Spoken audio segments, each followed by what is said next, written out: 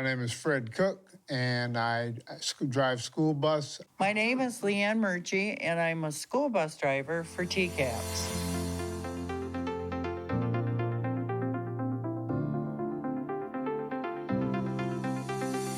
It's been a very wonderful experience.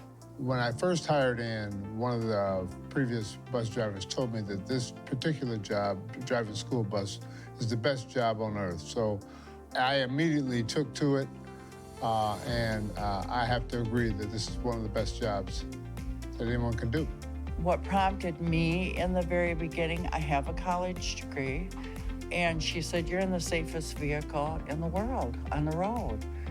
So I thought, well, I'm going to try. Because I would be on the same time schedule as my own children. And when they were off, I was off. When holidays, I was there. So it was the best of both worlds. TCAPS offers jobs elsewhere within the system. Between routes, I used to, for 12, 13 years, I did lunch duty over at East Middle School, and now I paint. They're real good about finding people the hours that they need during the course of the day to make the job great. We have Mesa Insurance. The whole district has it. It's awesome. It's the best health insurance. We offer a 401k. There's a sign-on bonus. It's a win-win situation. The most important thing, I think, coming to work at TCAPS is you understand that you are part of a team. It's a part of a collective. It's not just bus drivers and then versus teachers. It's not that. We all are in this thing called education together. If a person likes kids, generally likes kids, this is a perfect job. So I'm talking to kids all day, and that experience is really heartwarming, and I continue to understand what it means to be a part of the community. You are an educator. You have a chance to touch children's lives every day. And don't think that you don't. You are such an important part of the wheel of education.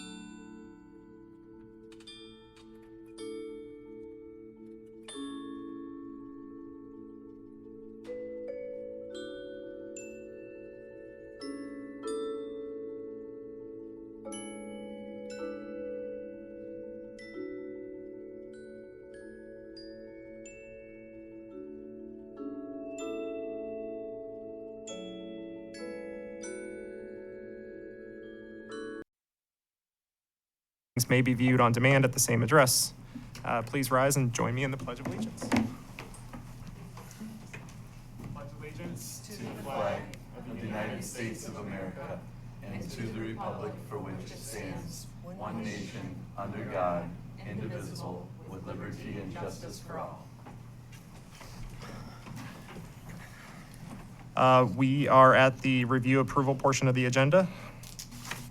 Do I have a motion? I move to approve the agenda as presented. Second. All those in favor say aye. Aye.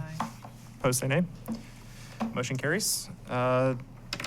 We are at public comment. Megan, do we have public comment? I do not have any requests. Okay. Moving on to the consent agenda. Do I have a motion to approve the consent calendar as presented? Motion to approve consent agenda. Second. All those in favor say aye. Aye. Opposed say nay. Motion carries. And we are at our agenda item for today, which is our retreat for pre-bond planning, deferring to Dr. Van Wagner. Okay, so you can see we have a little bit of a different setup today. We have opportunity. This is really meant to be quite a bit less formal, much more roll the sleeves up and working. And so to help us today, we have Marianne Swink. She is going to be facilitating our retreat. Marianne is a high-impact leadership facilitator and professional learning specialist at Northwest Education Services.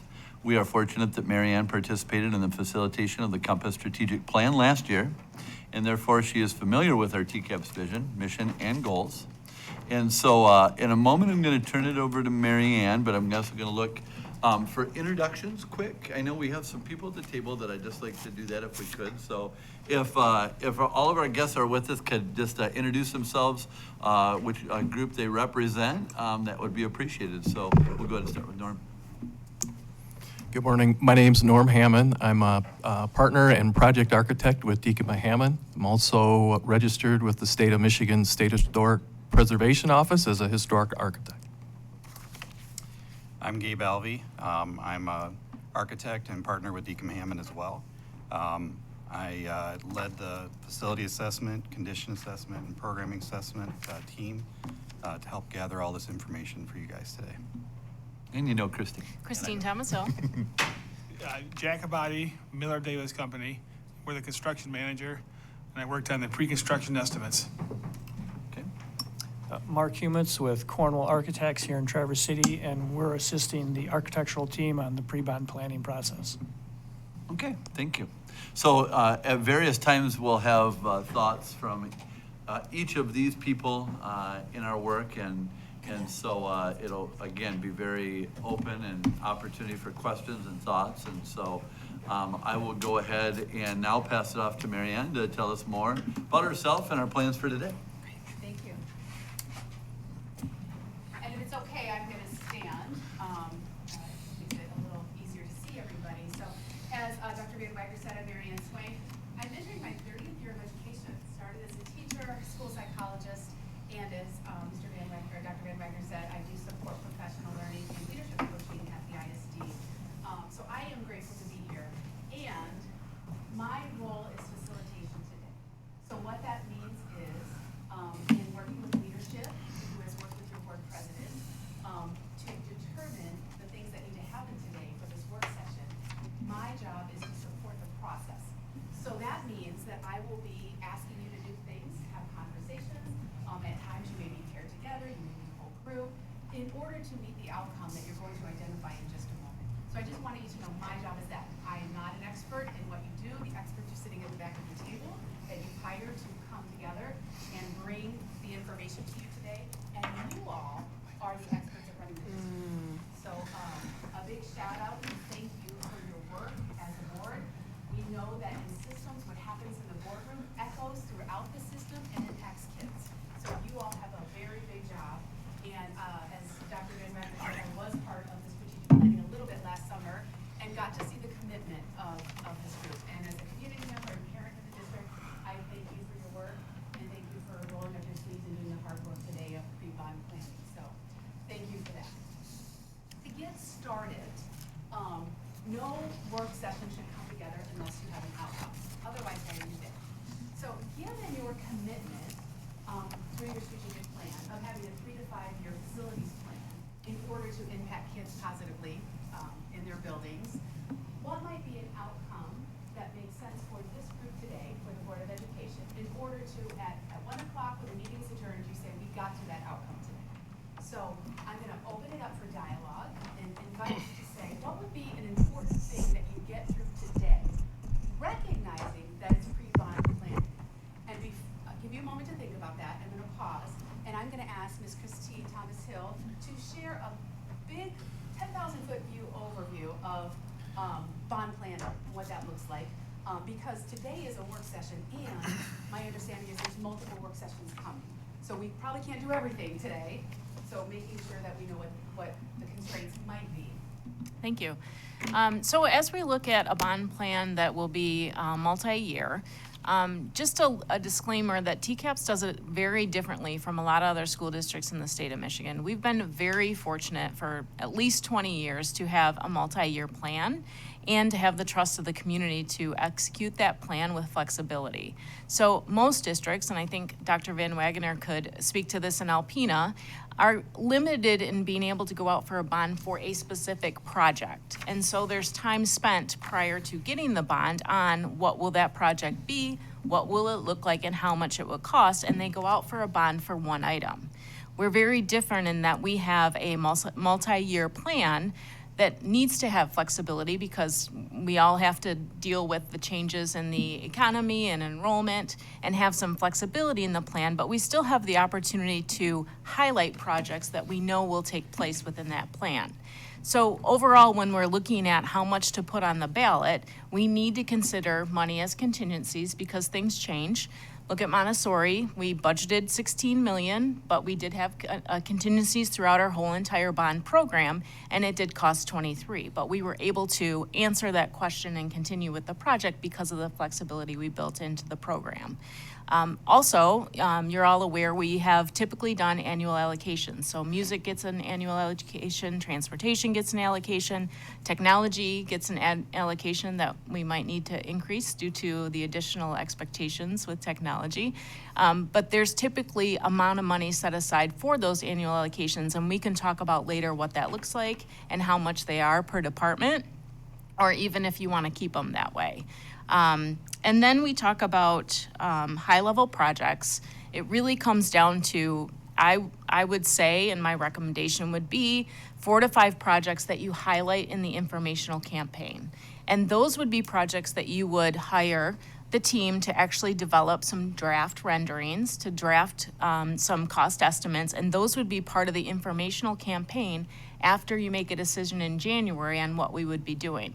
It wouldn't be possible to spell out every plan and every project and have renderings of every project because we are fortunate to have hopefully a 10-year plan. The last one didn't make it quite 8 years, but in all reality, it's an 8 to 10-year plan. So that's the scope of what we're looking to do. Again, I can't stress enough having those contingencies. You know, we have a lot of issues with changing enrollment and flexibilities at the elementary school level. We have changes with programming, and when we offer additional programming, we might need to make those renovations. But then targeting a few items that we actually incorporate into our informational campaign, and that's what we focus when we start meeting with the community. So that's the process, if you will, that I would recommend we go through. But in January, ultimately, we would be asking for a decision on that dollar amount. I'll always recommend the ballot language say everything legally possible because, again, flexibility. But that dollar amount and some of the highlighted projects will be after January, have that conversation, but we would be looking for approval of the total dollar amount so we can begin to work with legal counsel on that ballot language. Thank you. So, big picture, lots of work, and a short time today to get started.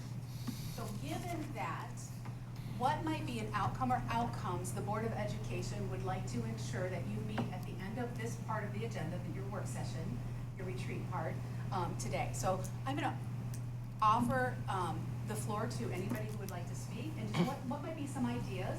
We'll listen, we'll go back and forth, and then I'll offer a group paraphrase so that you can come to consensus an outcome or two.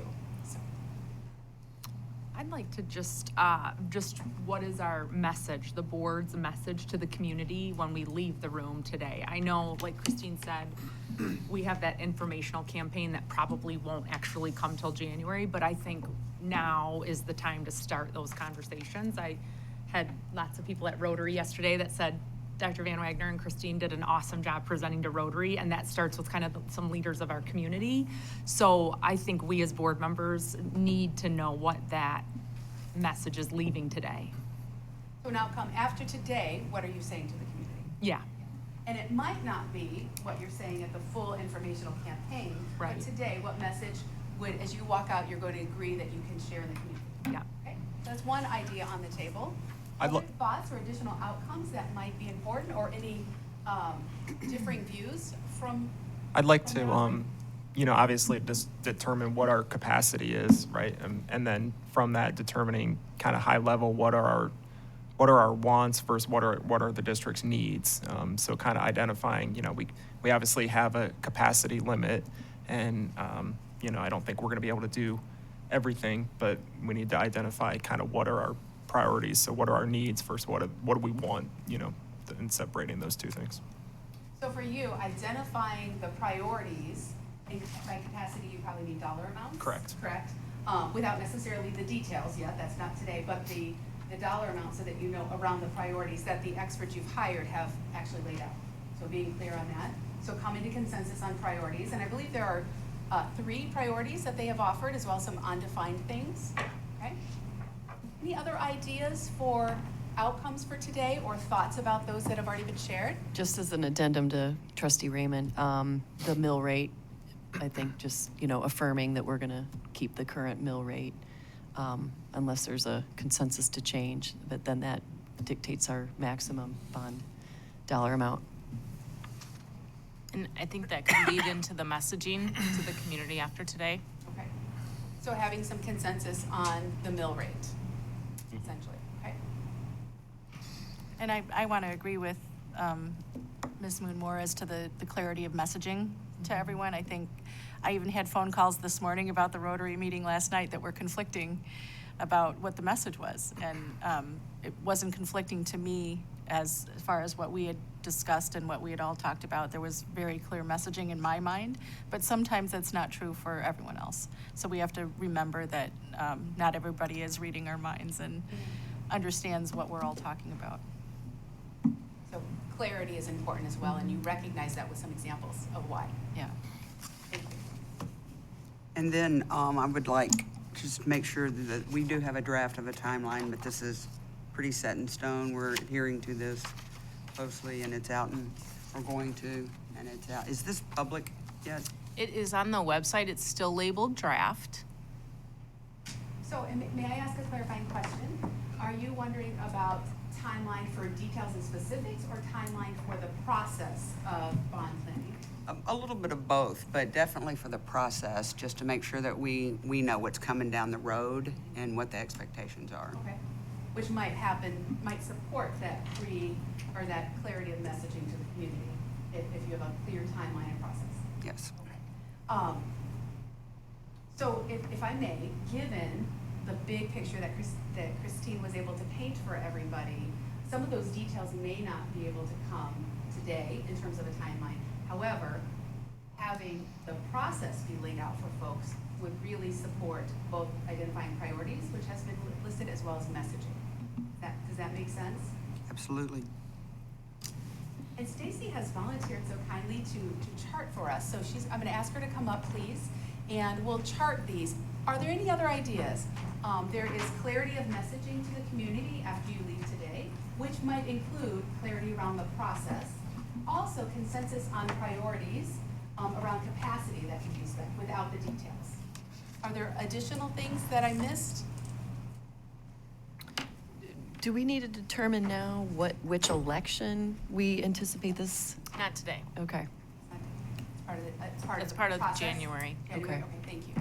Okay, so thank you. So if you would please, one outcome would be the TCAPS Board of Education, you don't have to write that necessarily, will leave with clear messaging today.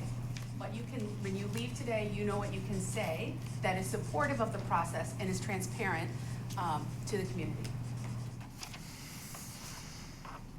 Marion, I would just note as part of that, I think the millage rate could be part of that messaging. Okay. Including millage rate. Thank you for the clarity.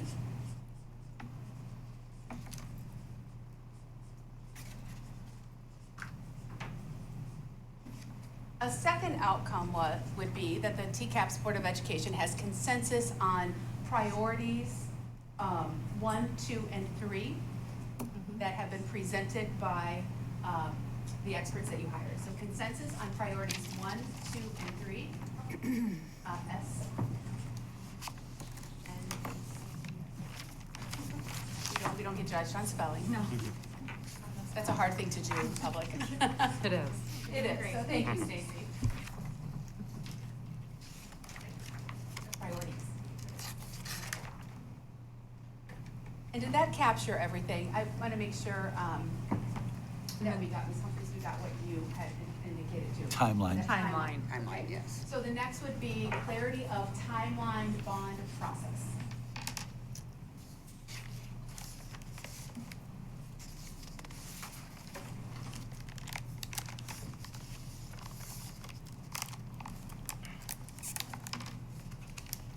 Thank you.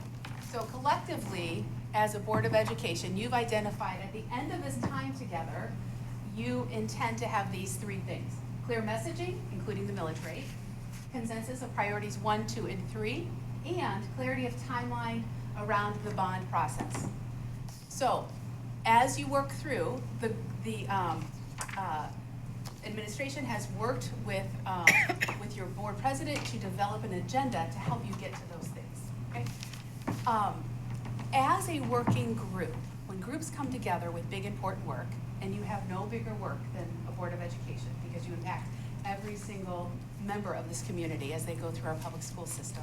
When groups come together to do work, they engage in agreements about how they interact with one another to get to the outcomes. And I know that you have working agreements among yourselves. I'm sure you do. They may not be stated and they may not be written down. And so for the sake of this next work session, you are offered the opportunity to make those visible for yourselves to allow you to get to those outcomes. So essentially, what might be some agreements that you have among one another in order to get to those outcomes? I'll give you one example. And again, you have these, you do these. Your mothers raised you properly, you're respectful and polite and all that good stuff. And having them in the room supports people in being really resourceful and sticking to the outcomes. You've laid out clearly what you'd like to get to today. So in order to get to those, how are you going to work together to do that? So I'll offer one to start as an example. This should be 3 to 5 things, not tons, but one would be to utilize a parking lot today. So if you agree to that, and let me tell you why. A parking lot will allow you not to get stuck. If you can still get to your outcomes, but there's something really important that when you get to the next meeting you want to make sure is addressed, a parking lot allows you to take that out of your brain, set it aside so you can re-engage in what's happening right here and not get stuck on it. Because you have some big outcomes to get to today, and if you get stuck spinning, you might not get to those. So you've agreed that that's what you want to do today. So that's an example of what a working agreement can be. So offering to the group, what might be some working agreements that Stacy will chart for you here. They will live in the room and support you in being resourceful as you engage in the deep dialogue and study and listening as you make decisions today. Keep a big overview. Let's not get down deep in the weeds. Yeah. So stay at a high level and not in the weeds. Is that an okay paraphrase to say? Absolutely. Okay, stay at a high level and out of the weeds.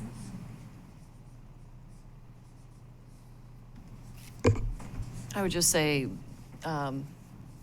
supportable by the data that we've received from the community.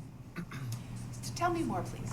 Just that, I mean, anything that we're really rallying around for our highlights should be supported by the data we got from the students, the staff, and the parents and community.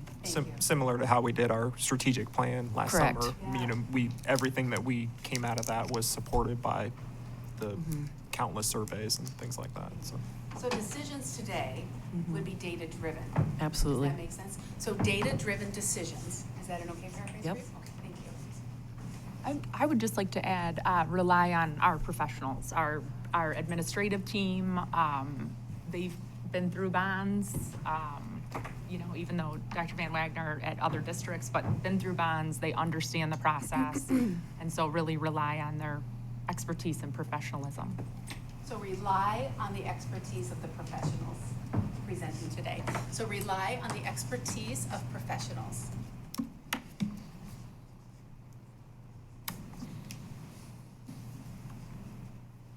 Thank you. And given that we have such a short amount of time to do some of this work, to keep our responses short, respectful, and to the point. Short, respectful, and to the point. Okay? So short, respectful, and to the point. And that's not to stifle thinking or engagement, and it's to honor the time to get to your outcome. So short, respectful, And to the point. and to the point responses. Thank you. Kind of goes along with, Yeah. Some of us might need reminders. Are there any others? The windows of this open, close it? Any other working agreements we should add? May I offer utilize the parking lot? yes. Do you agree that that's okay? Mm-hmm. Utilize parking lot. Thank you. And I took the liberty of putting a parking lot in the back. So anytime today that you like, I'm stuck here, but I know it's not really related to our outcome, I'm gonna write it down. You can stand up, put it on on the poster, on a sticky note. You can hang on to it till the end of the meeting and put it there. At the end, when thinking about next steps, those will be reviewed because it is intended to be a parking lot and not a junkyard where ideas go to die. That it really is something to come back to, so, go ahead. So you have some really solid outcomes, and you've agreed on how you want to work together today to get to those outcomes. And I heard you jokingly say, I might need some help. You all may help each other. You all may help each other. And how you do that is, of course, respectfully, right? So you say, I appreciate your thought on that, and can you make it briefer, or is that something that should go in the parking lot? And that's just a respectful way to do it. Now, what's important about that is presuming positive intentions with everybody in the room. So that means that everybody here is here because they believe in the work. Clearly, you're on the Board of Education. This is hard work. And you've committed to these outcomes today. So presuming positive intent means that even as they're rambling on, I know they're trying to share something because they want to, and it's not going to support us in getting to this. So you presume that, and if somebody calls you out, for lack of a better way to say it, you recognize it's not about you, it's about the process. It's about supporting the outcomes. It's about the agreements that you've made together and how you might work together today, okay? All right, so with that, I know there is a PowerPoint that is going to be shared with some data, and you all have been given lots of data beforehand, so I'll turn it over to you, yes? All right, thank you. You're welcome. So I tried to prepare a brief presentation just to explain where we've been, where we are, and where we need to go, but also provide a little bit of opportunity if there's additional questions to provide that space here with the experts. And by the experts, I mean the four sitting on either side of me. So we're here today to talk about a very important part of the strategic plan. That is Goal 2B, and that is develop a 3 to 5 year facilities plan to provide optimal student learning environments. Now, we know that's not just related to the bond. As you know, and as we've been presenting the other work we're doing, first of all is the pre-bond planning, and we put that RFP out in November of 22, and we hired this team in January of 23, and they've been working on that as it relates to gathering the data from what you have asked them to do. We are also working on facilities continuous improvement to provide some facilities standards and efficiencies. As we know, most of our work taking care of our buildings at a high level day to day is not bond money, it's general fund money. But that's important to still get to the goal of having that 3 to 5 year facility plan. We're also working with Train on Performance Management, again, to try to gain efficiencies and cost savings in our operations and general fund, which still might alleviate some pressure on the bond, but might not necessarily be a bond expense that would be allowable. So that's the work we're doing. It's not just the pre-bond planning and the bond conversation. There's other things going on that are just as important because it affects our day-to-day. So just to start off, just to review, and I'm going to kind of gauge how much you'd like to discuss this. I certainly don't want to go through what we've been doing too long if you don't feel the need for it, but I have additional information if you'd like it. So we did provide in the RFP that was put out in November criteria of how we would like the assessments to be done. And I certainly could ask Gabe to go over that criteria if you need a reminder. But if you don't, we can move on. I also have, and I'll stay on this slide until I get through all of it and see if you'd like to dig in deeper. I also have some further information about the work completed to assess the district's assets. So if you have questions about how they gathered the data, I could again turn it to Gabe and have him provide you an overview of what that looked like. And then there's a review of the informational sessions, the outreach efforts, and the survey data, which has all been provided to you. But again, if you'd like to hit on that and do a brief overview, I'm happy to do that.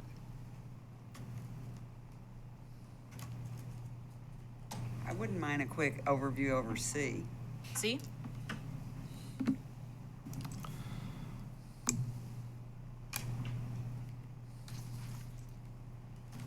All right, so as you recall, back in May, we did informational sessions.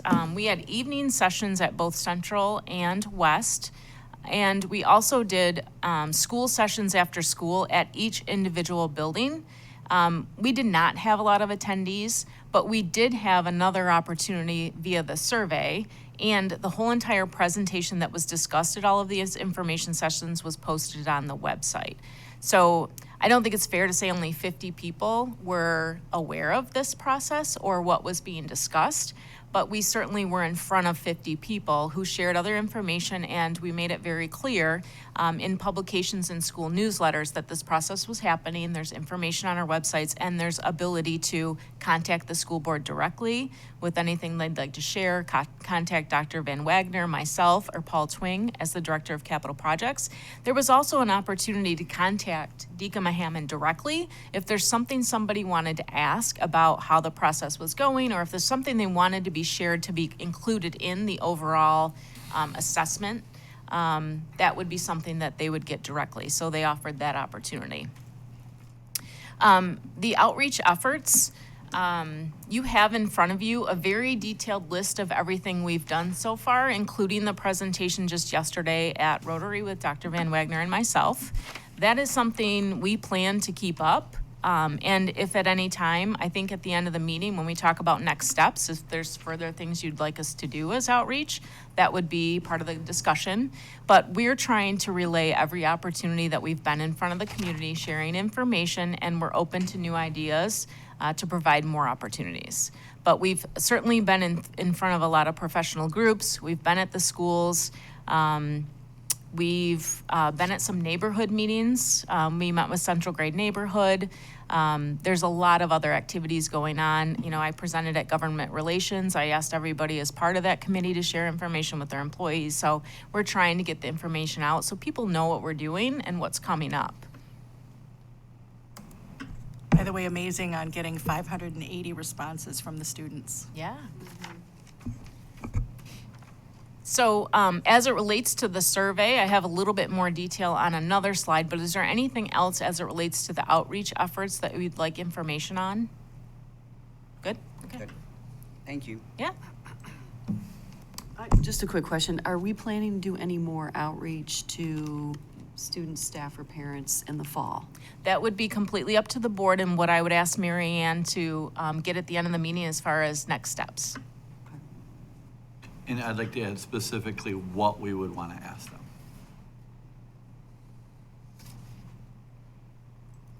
Can you refresh me how many staff you have In the in district? TCAPS? In Yeah. TCAPS, about 1,100. So I can think of response rates. Yeah. So the surveys, you have all this information, but we got 317 responses from staff.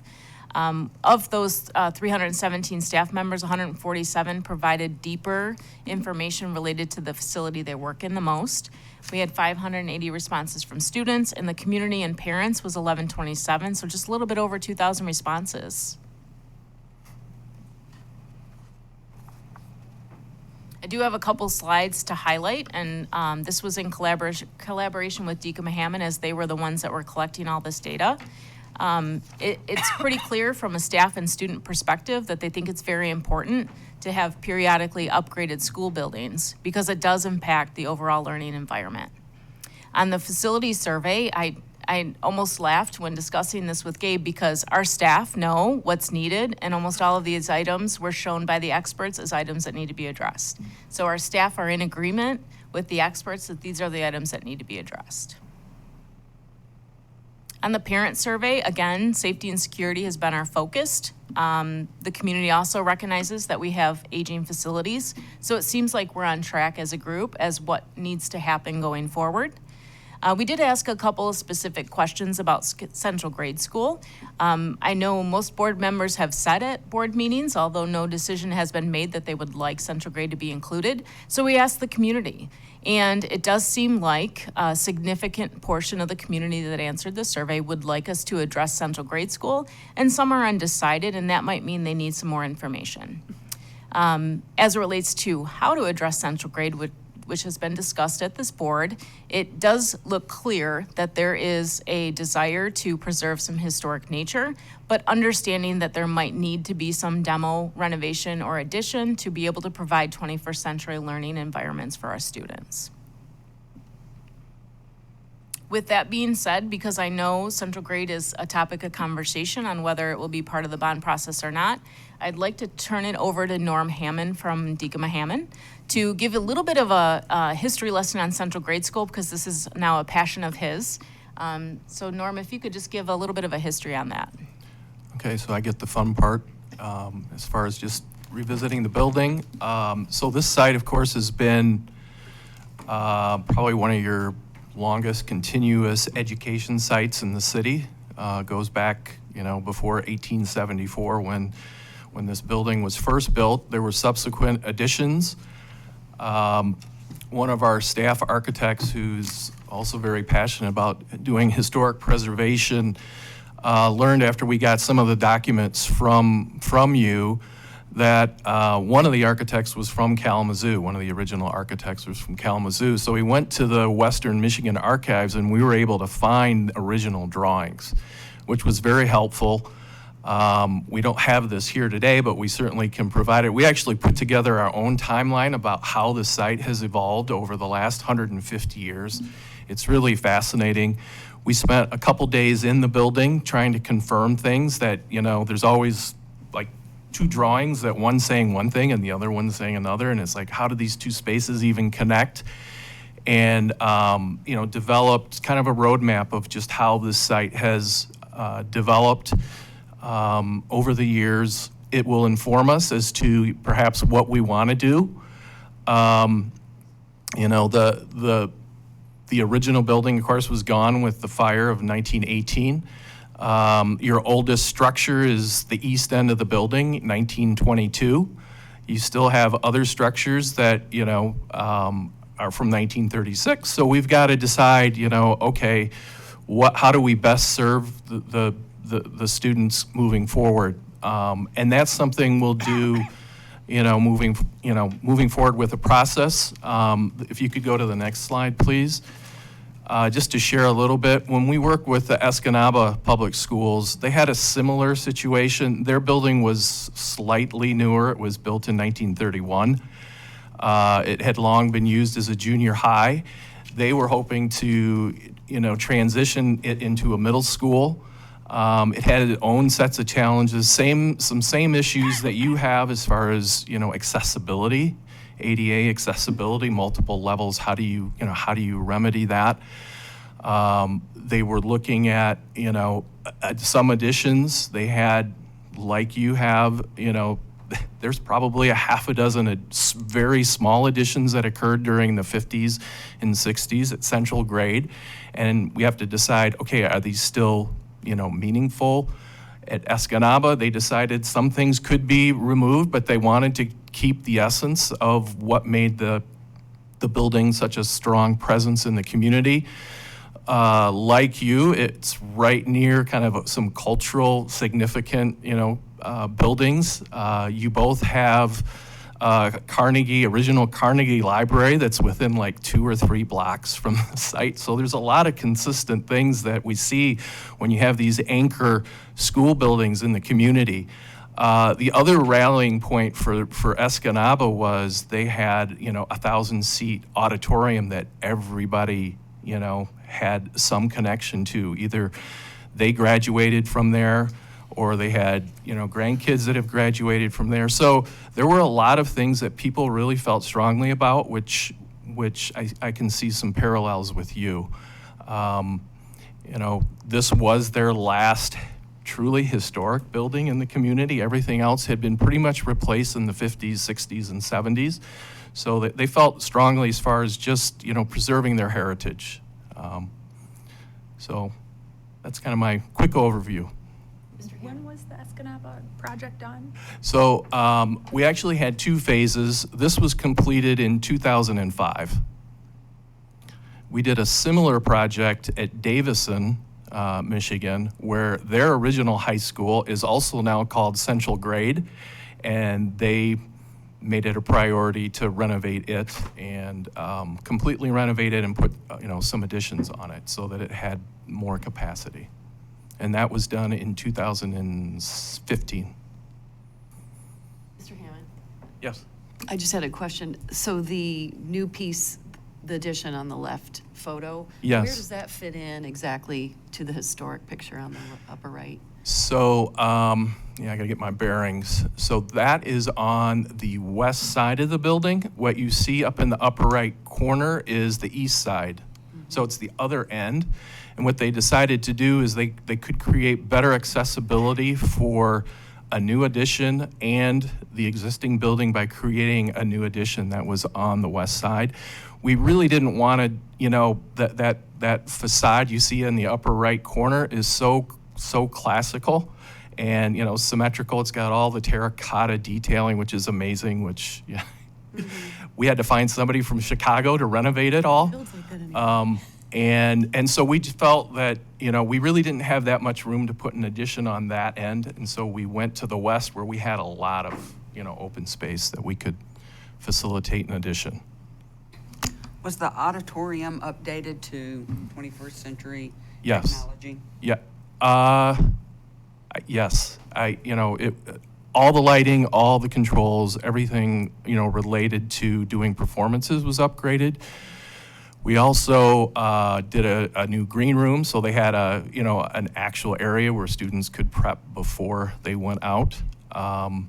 All the seating was replaced so that, people have gotten a little bit bigger since 1931 and just getting into the seats.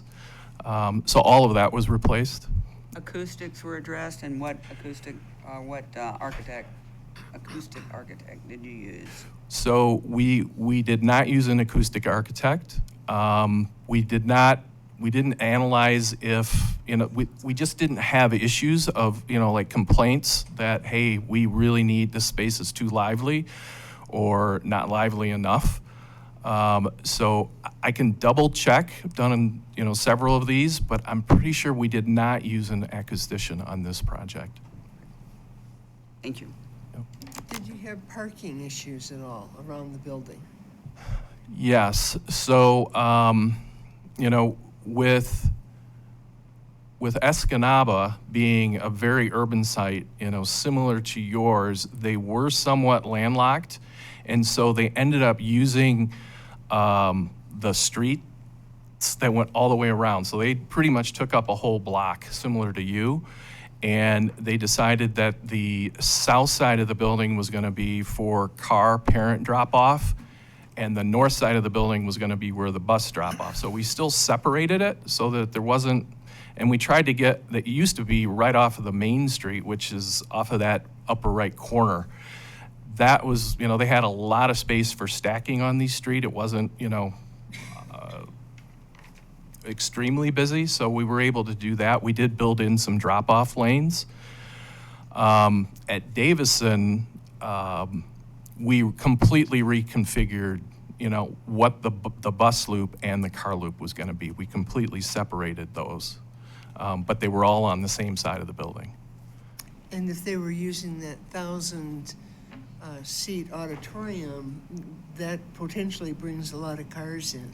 It does, yeah. And like I said, they've been used to parking in the neighborhood. They have subsequently, there was a small elementary school that was to the west, and it had been mothballed for years, and I believe they decided just 5 years ago to remove it, and now that is where they have overflow parking. Great, thank you. Yep. So it's clear you have experience in this sort of restoration, renovation, so that's good for the board to know, and that the people you've hired have experience in something very similar to what's in your community. So at the bottom, I'm going to turn it over to Jack as it relates to cost estimating. So not only did he get 134 pages of each building we have and cost estimate that, but we asked him to take a stab at if we did a renovation / partial demo / parcel addition at Central Grade, what would that cost be today? And he did use this as an example. So I'll let him explain how they came to the overall number that you see on the cost estimate with the escalation costs. Okay, thank you. Can you turn the slide, please? Yep. Thank you. So just a little background on how we came to our numbers. We use historical records from past projects that we've worked on. We use current market values. We do a lot of bidding, and so our estimating team knows today's values. We have a very good knowledge of the district. And so we started off with the assessment from Deacon Hammond, and we did walkthroughs with their engineers and their architects. And we came back and we sat down and we developed the cost estimates based on the data that we have and the knowledge of the district. We contacted consultants that we needed to get some more information on, and then we compared to other projects that we worked on and made the final adjustment to the numbers. And so the handout you have, or the previous estimate you have, has a detail of all those different line items that we used to develop the total project cost. So any questions on how we kind of made the estimate of the cost? I just have, Yep. and I apologize if I missed this, but how were the priorities determined? Was that by the building administrators? The priorities were determined by the whole entire team based on what we asked them to do.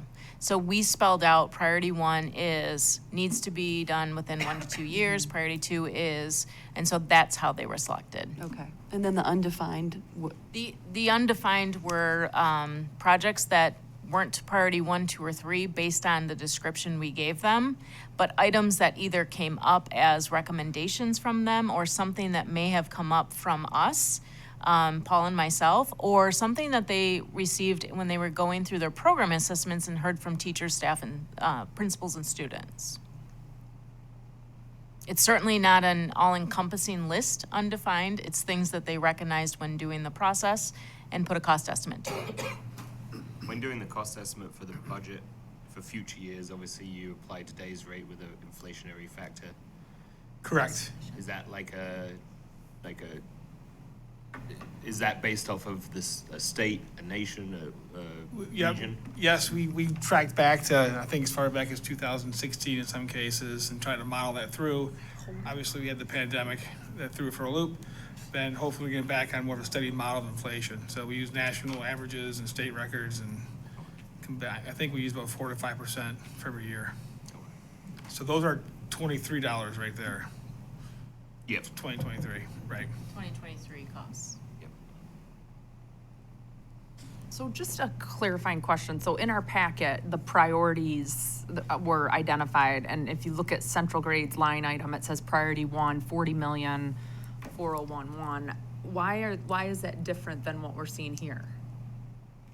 Am I reading this wrong? This is all of them. This is This the is bottom, all at the of very This- bottom of okay, that that, sheet. that the was my same question. This sheet. is not It just Central matches- Grade. Right. This is, okay. Yeah, okay, that's the okay. total district. Eric, at the very bottom of your sheet Got that it. you're looking at, it Yeah. Okay. should match. Yeah. Good question. I thought, I was just confused because you went from Central Grade Yeah. right to that, so I Yeah. was Sorry. trying to Yeah. figure out what was happening. Okay, Yeah, so he's got explaining it. how they came up with all of these priorities. I gotcha. On Central Grade, you used a per square foot cost for complete renovation with some addition, some demo.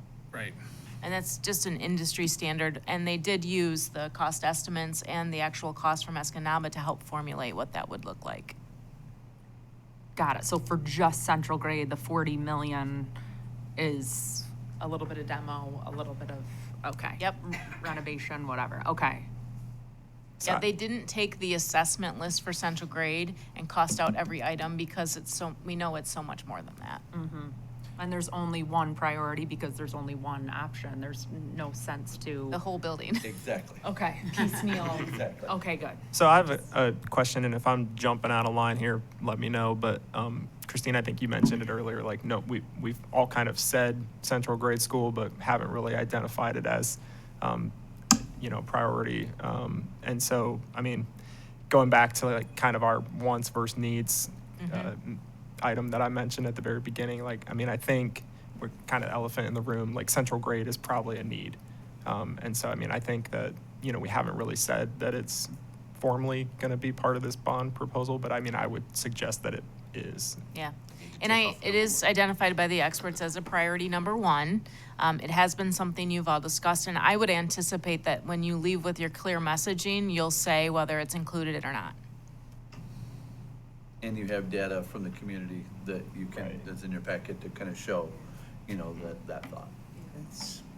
And I was actually surprised with, I mean, I knew it'd be obviously slanted that way, but I was actually surprised about how slanted it was, especially knowing the challenges of renovating a building. And so I guess, and then going back to kind of like just the capacity, I mean, I think we've talked a little bit about it at like finance committee, like what the overall capacity is, but could you are we at the point of our conversation where we identify kind of like what's our annual allocation portion that we've had, and then, obviously a $40+ million project, like we're already like digging into that capacity number, so we're not going to be able to do, whatever is it it is, $254 million of 1, 2, 3 and undefined. Is it okay with the group if we just go there right now? Okay. So this has obviously been something Dr. Van Wagner and I have talked a lot about. We've talked with our investment council, and they look at property values and increases over the years. We've been very fortunate in the last few years. I think the original estimate was like a 2% increase, and we've been fortunate over the years that it's been quite higher than that, which has helped our interest income. But when you look at possibly a 10-year bond, which to be true to the board, I don't think this bond will last 10 years because I don't think we can do it all, and I don't think we can ask for that much money.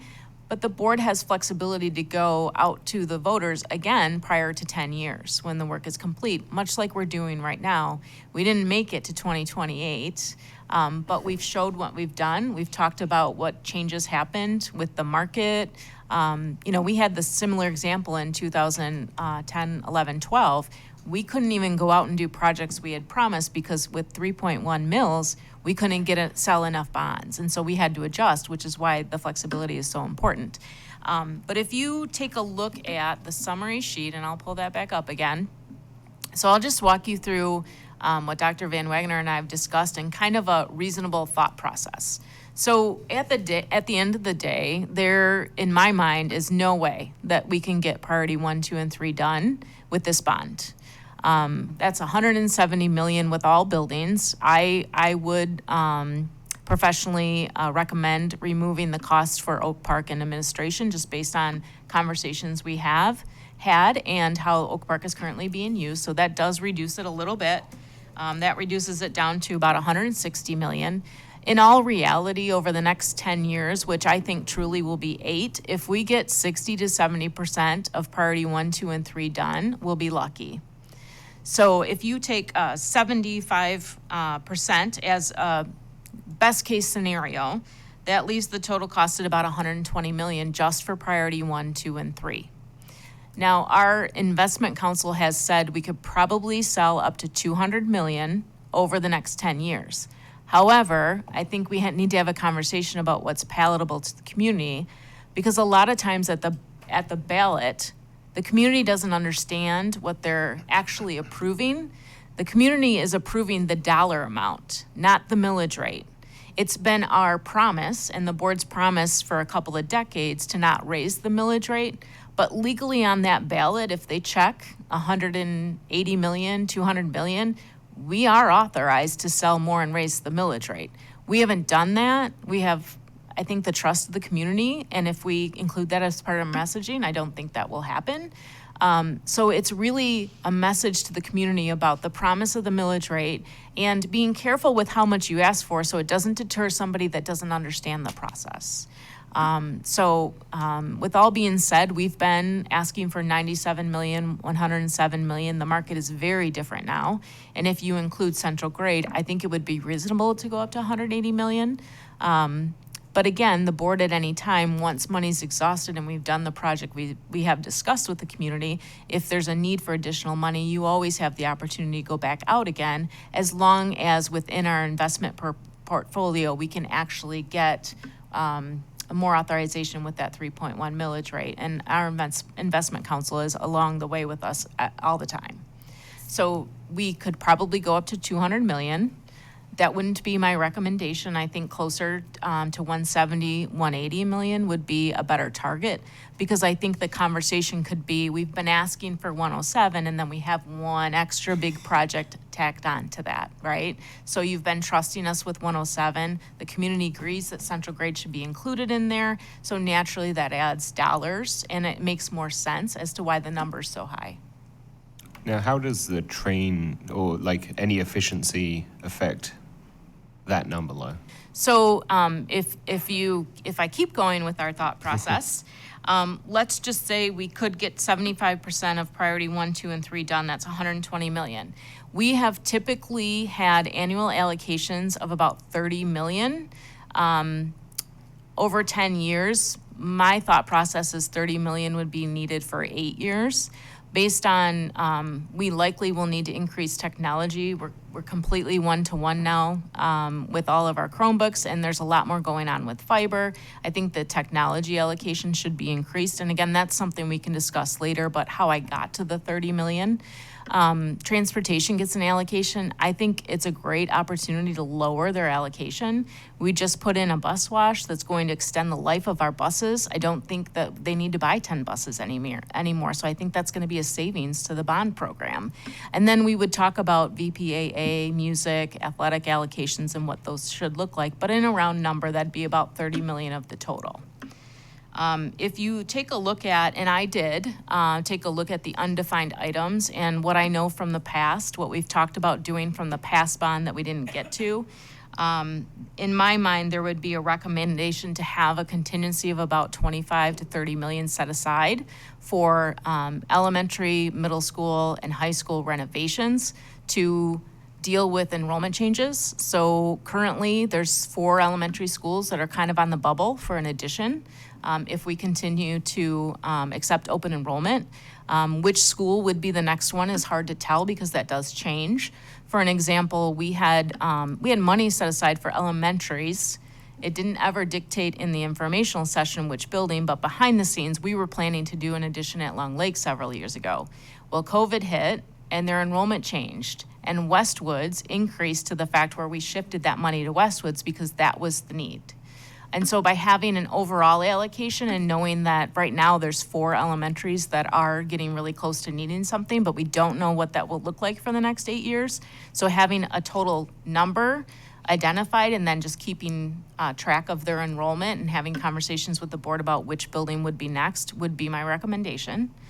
And that also includes, program changes. So as we enter new programs at the secondary level, or if we're looking at a gym expansion or choir expansion or the Central High School wrestling room, I think you would need to identify up to 25 to 30 million for those identified projects, but still have the flexibility. You can still name a few of those projects as certain ones that you'd like to do, but overall you have a pocket of money to deal with those particular things. And then overall, I always recommend $1 million contingency that isn't tied to anything. Again, not knowing if there's going to be a drastic change, if there's going to be some kind of disaster at a building, and if we need to move some money around, having $1 million per year. Again, I'm assuming 8 years is probably our max. So recommending $8 million, that does put us up to $180 million. The opportunity with Train, I think, is to relieve pressure on the bond. So if Train is able to separate out 10 to 20 million of projects they can do on performance management, therefore we're not paying for it with bond, now you're looking at potentially 160 million you need for bond, which provides the board with an opportunity to talk about other projects. What would you like to see that hasn't been identified? What would you like to entertain maybe as far as new programming, which may require some renovations? That would be money that would be available to discuss should Train be able to take the pressure off. That would be the time to talk about projects that have been discussed at a high level that didn't maybe make it on a priority. That would just be my thought process when looking at it in its entirety. Quick question on the 40 million from Central Grade School. Does that include Lars Hochstead, or is that just the educational portion? It's the total square foot of the building, including Lars Hochstead for renovation. So that 160 million is with the 20 million that Train can give relief to, but we're still would ask for 180 million. Yes. If you'd like to identify projects that the board has a desire to do that maybe didn't make it on 1, 2, or 3 priority list. That 20 million would be an option to be able to use for that. But again, that would be a separate thing that the board would have to go through performance contracting and working with Train on after the bond. That does not go to the voters, to be clear. Right? It's not it may not even be bond sales for that matter. It could be a program through USDA. It could be lots of different avenues to be able to go out there. So I'd want to, kind of separate that, right now, just know that that's an option that could free up dollars to be able to do some things that are not in priority 1 and 2 and 3, but the board would have to make that decision after the bond vote. Yeah. But they could be in priority 1, 2, or 3 since we're only looking They could. at It'll be the board's purview what to do with that 20. That's correct. Yeah, and my guess a lot of it is in priority 1, 2, and 3 because that's exactly what they look at. Boiler efficiencies, lighting efficiencies, and we know a lot of that has been identified. So if I'm planning for doing 75% of priority 1, 2, and 3, and it's already in there, if they're able to do it, it kind of comes off the top and frees up bond money for other projects. And just to be clear, it frees up the bond money because even though we take it and pay for it, it then generates savings that we would then have over the life of the Yes, project. so yeah, performance contracting is based on the fact that you are currently paying general fund to operate things that are very inefficient, and you can work with the USDA, you can get grants to do this work, and then the payback would be out of general fund from the savings of the efficiencies. So it's literally using the money that goes down the drain in a leaky faucet to be able to take that savings and pay that back. And then the interest rate still, I think, 0 to 1.5%. There's the USDA programs out there, that's what we're looking, but we're exploring lots of different options, but that's one we just had a conversation with TCLP and USDA that's promising. I think that was like a question for board members, so if there is any questions, I think it's clear to get that out of why it said it's simple now in my mind, but it wasn't at the time. So just you take the money, you put it aside, that money generates savings that basically makes free money. Yeah. So I was trying to take some notes while you were going over everything. So if we do a $180 million ask, we have 30 million in annual allocations. That gets us down to 150 million left. You said 25 million in contingency over the 8 period? For eight-year specific period? secondary and elementary Yep, and then renovations another and additions. 8 million for just other Total general. contingency. And then I have Central Grade at 45 million just because it's going to be probably Cost escalation. 24, 25 at some point eventually. So, I mean, we're right around 80 million left after all of that stuff.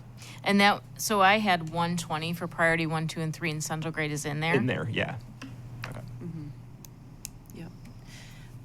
What about historic preservation? Are there any federal or state dollars like USDA Rural Development that would help us preserve part of Central Grade School that, you know, would offset some of the bond? Potentially. We've looked into that a little bit. Until you're actually ready to do the project and start planning, it's hard to look now at what might be available. We'll wait and see what's available then. But we already made a connection with the historic district. There's been a couple of public comments. Susanna has talked to Norm, and they're pretty excited about their conversations about that, and they would be willing to assist in looking for grants and opportunities to help cover that cost. Yep.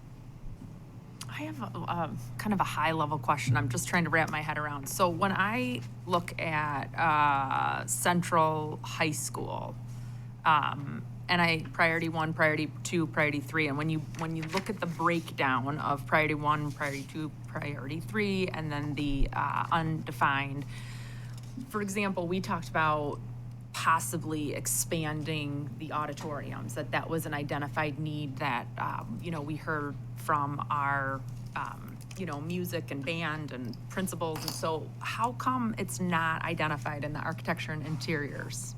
Because that would be, from the basis of how we asked them to prioritize things, the undefined, all they knew when they did this work was not that information. They knew from speaking to staff what they were looking for, and they costed those out. In my mind, those would be items that, of the potential 10 to 20 million that might be freed up if we use Train, that would be a project that then we would ask them to do some renderings and cost estimates for, but it's not in the priorities because when they completed that work, it was not part of our conversation.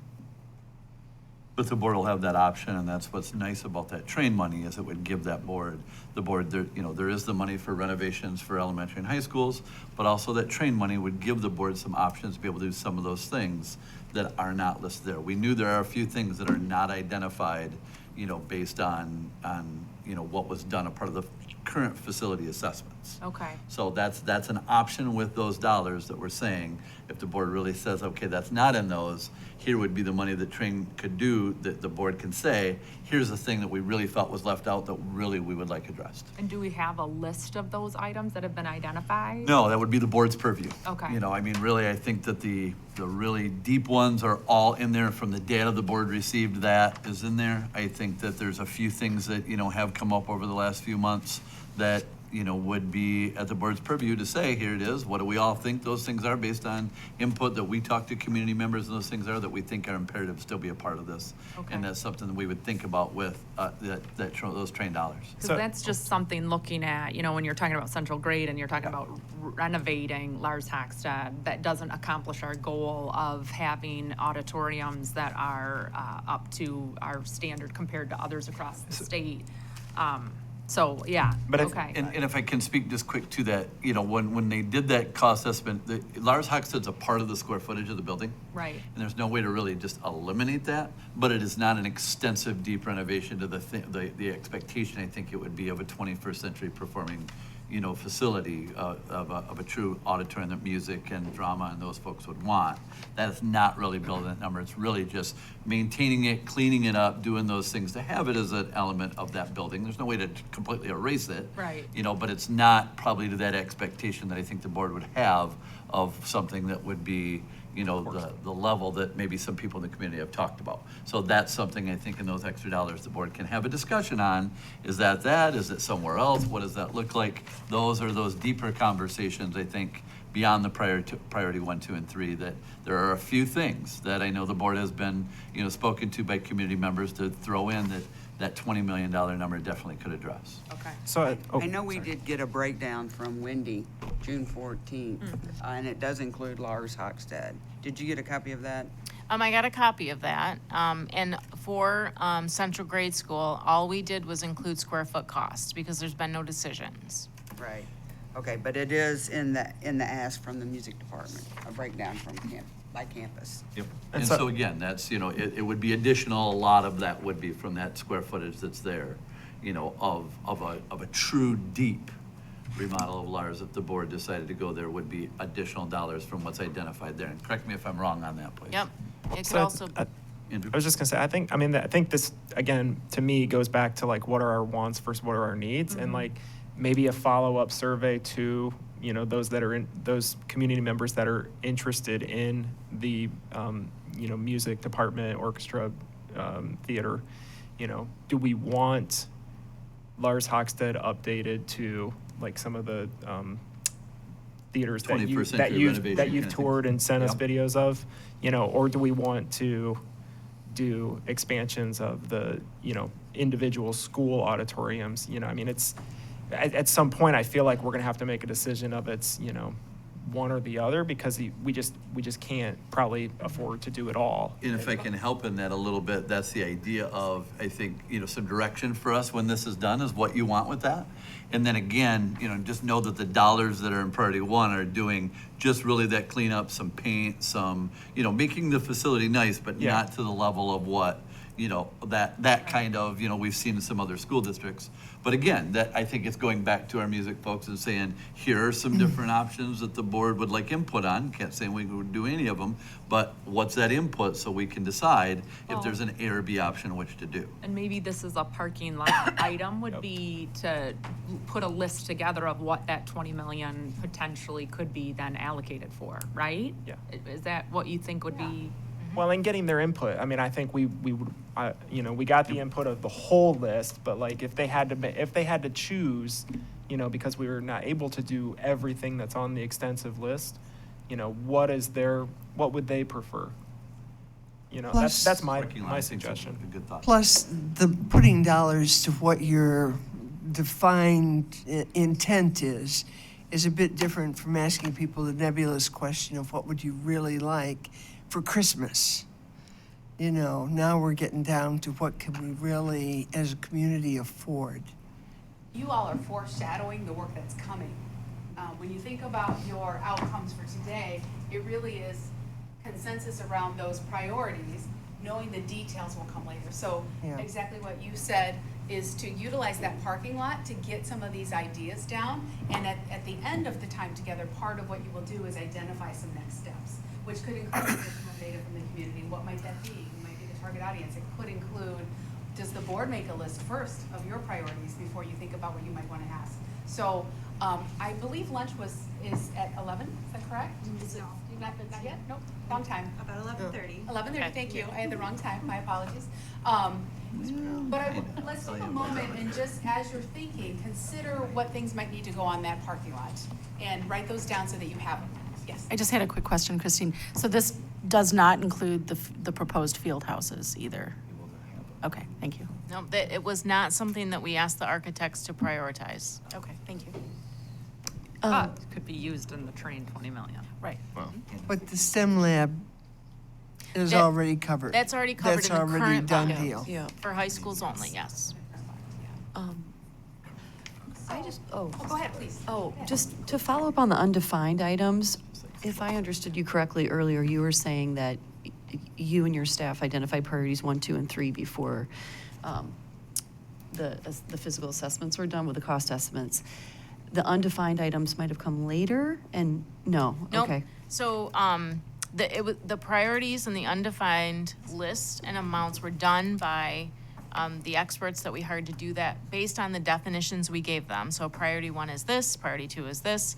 The undefined items came out of conversations partially with myself and Paul Twing, but also conversations at the buildings, hearing from the staff. So they were given permission and it was announced that they would be there. They were free to enter classrooms, talk to kids and staff, look at the programming that was taking place in classrooms and what worked and didn't work. And so out of that, and out of their assessments and their professional opinion on how things worked and flowed, they developed that list. It's not all inclusive, it's not prioritized, it's just information with some cost estimates for you to consider. Is there a risk, though, that some of those undefined category projects could end up being priorities 1 or 2, and things would shift around? That's what I'm trying Yeah, to get absolutely. Yeah, absolutely. So- There's projects, I mean, we've heard a lot from Central Senior High Wrestling. That's in here as an undefined option. That could be the board's purview to make it a priority 1 and to shift that. What I'm proposing is that we have a chunk of money for priority 1, 2, and 3. How it's used is something to be discussed later. But the reality is that we can't do it all within this bond. How much can we do is a conversation with the board and the opportunities we have with Train.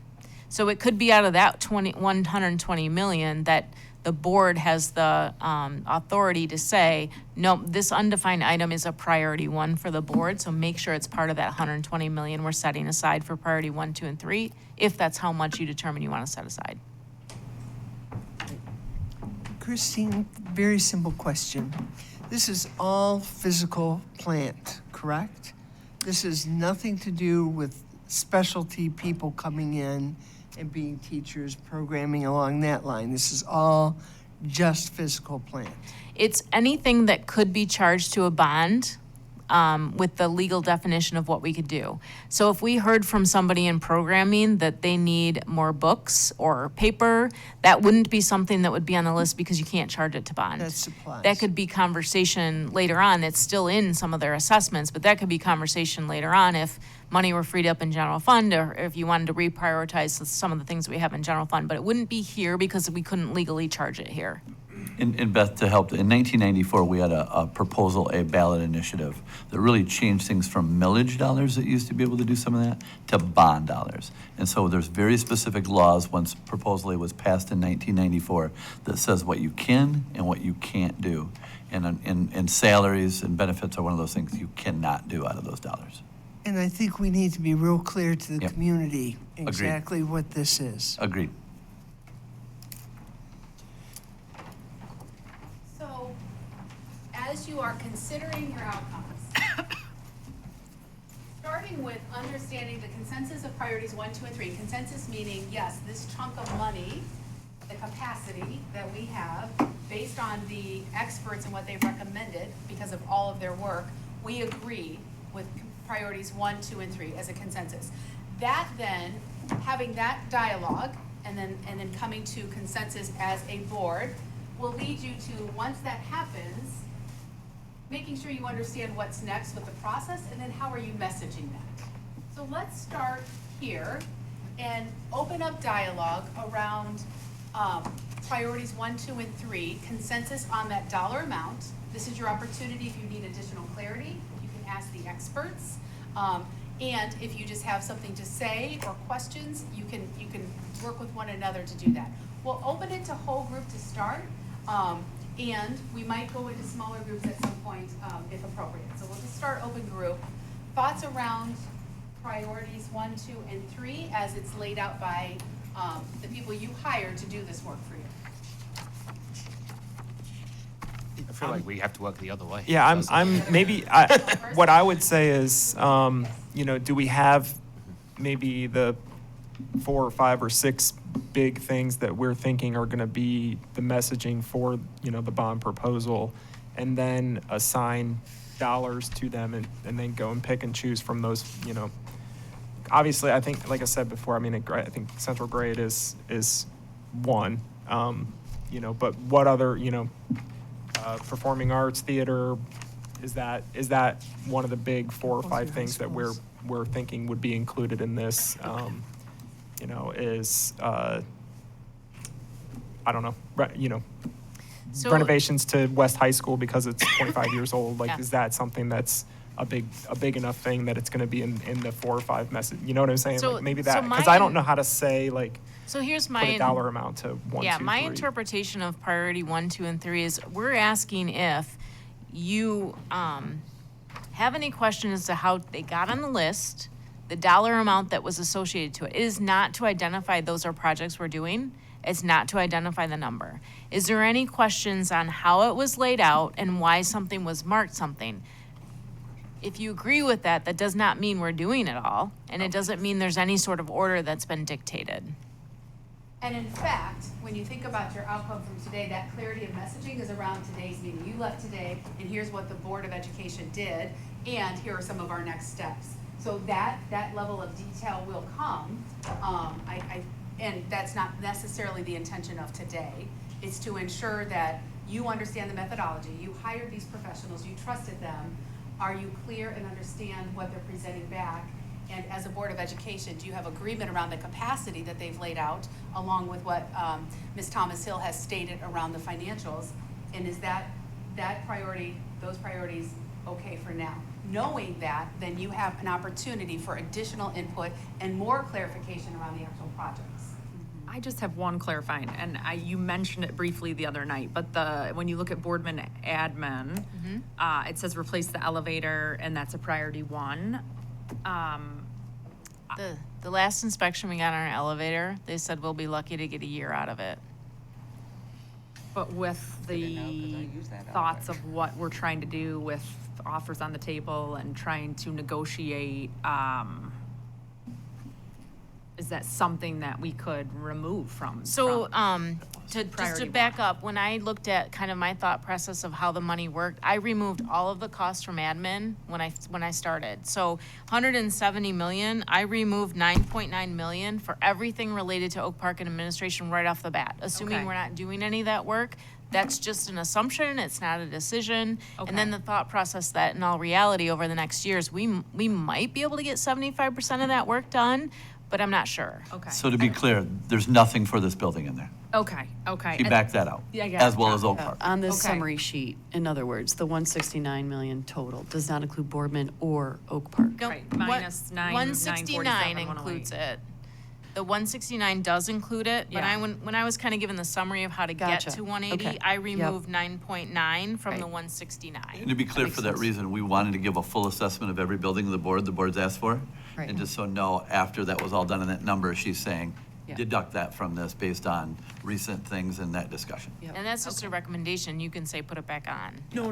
And then on the tail end of that, can you give me just some overview on why Oak Park? What's the thought of either our 1-year plan, our 5-year plan, our 10-year plan with that particular building? I know we have tenants, I thought a couple years ago they wanted out, then they extended their lease, so I'm just confused. So that one is kind of subject to discussion. So Oak Park is leased to the ISD until 2030. And that is because they put more money into renovations, they put in air conditioning. It would be a conversation and a negotiation going forward on whether or not some of those items on the list would actually be done and who would pay for it. So it's kind of an unknown at this point. With a lot of things that if it doesn't fail, they've paid for it. If it fails, it's our responsibility. A lot of it's on the priority list. That doesn't mean that we can't continue to do some of the preventative maintenance and have it last longer. There's a risk with that, and we do have conversations with the ISD continually about those things. And they have that entire report. I gave it to them as soon as it was shared with you all. Okay, have they expressed any interest of doing those repairs themselves? Not at the moment, but they're also in a shift with the new CFO, so that would probably be a conversation between Dr. Van Wagner and Dr. Sigleric first. Okay. There's been no discussion on it. We agreed to continue the lease out, Why is that worse? and it's literally stood right there. Got it. Okay. But at any point, the board wanted to engage in a conversation about selling it or extending the lease further or whatever, happy to do so. Okay, sorry, I might be in the weeds there. I think it's important to go on the line items, but I think one of my parts of my confusion and concerns is like, I get what just to clarify, I guess, we're saying, let's go through priority 1. We're not saying we're going to do priority 1, but we're going through the methodology of proving that or understanding how you got to those numbers of some of the bigger ticket items. The only concern I have with that, by having that conversation, almost looks like, even though we're not, to the public, it may get interpreted that we went through priority 1 and talked about it and agreed that we're doing it, even though we're talking about money. So I want to be careful of, that's my concern of how I think having the conversation that way goes. So I just want to be really careful with that, and that's why I'm a little I think that concerned would be about the message. messaging, the importance of the messaging. We've gotten the condition assessments, the programming assessments, the cost estimates from the experts we hired. We agree with the methodology they used. We agree with some of the items they marked based on the definitions we gave them. That's all we're asking for consensus on. Yep. We're not identifying projects or costs to spend on it. I laid out a thought process overall, but I'm just asking, is there a need to dig into any of these buildings and priorities to have further discussion, or do we trust that the information was done in a way that we asked them to do it and it makes sense? That's all we're asking for consensus. Yes. Christine, yeah, to answer your question, yes, we're good. But could you lay out what the definitions were for priority 1, 2, and 3? That's where I'm Yep, still, good spot to go. yeah, the methodology. And I want to just point out, Christine, what you just indicated is really, you're asking the board to consider those data-driven decisions, because the data that you receive from the community, students, staff, as well as then from the expert, is really how these numbers came to be and the priorities came to be. So just recognizing that. So I'll turn it over to Gabe, just to kind of explain what we asked them to do and what the categories were and what they mean. I thought I got out of talking. I turned it off instead of on, sorry. So this is the criteria right from your RFP. So this is what we were asked to do when we proposed on the project. When you look at the condition assessments, you'll see this right at the top of on all the forms, because this was the criteria we evaluated everything with. We had maintenance, upgrades, replacement, and energy savings as one of the columns on the form. So we were asked to identify, is this something you need to maintain? That may very well be something that is not a bondable expense because of that, but it's just us giving you a report on how is your building. It's kind of like going to the doctor and getting a physical. It's the same idea, we're just doing that for you on your building. So then beyond that, there are things that might be on their useful life, so you want to upgrade them, or you may need to replace a roof system. Or there might be things like changing out light fixtures to LED fixtures because it's going to produce energy savings for the district. So that's how we started to follow the criteria. From there, we were then asked to prioritize those items into priority 1, 2, and 3. Priority 1 was something that needs to happen now. It's a need that needs to happen right away. Priority 2 was something that might be in the next year or two as a need. And then priority 3 were things that we recommend, but they're not essential to keep the building operating and functional. So for instance, to give you an example, when we went through the programming assessments, you might have a 30-year-old gym floor that somebody wants replaced. It's probably a priority 3 or an undefined, because does the gym still function? Yes. If it had holes in it and it's rotting and there were other issues with the gym floor, it would have been a 2 or a 1. That makes sense to everybody? I have a question that I just thought of, and probably more for Christine. Are any of the the identified 1, 2, 3 undefined priorities, would any of the items, and I didn't go through line by line, but are any of them possibly items that would fall under annual allocations? Or are these outside of annual allocations? Potentially. And some of them could be handled as a maintenance item. If we decided to do that, it could be a facilities project that was funded out of general fund. If we didn't do it in a way that then it would qualify for bond. So the decision on how we're going to handle that could be, it is a bond eligible expense. Nope, this is something we're gonna direct the facilities department to do as one of their priorities with their funding source. Quick question. So I have the RFP in front of me, and I know that this is on our website, so the public can look at that. And you went step by step and followed exactly what we have here. My only question is there anything that was in the RFP that didn't get covered? Anything in the RFP that didn't get covered? Like anything we asked them to do and Correct. No. No, there's anything we didn't do just because we didn't want to, or, we tried to cover everything you asked for in the criteria. We did add undefined.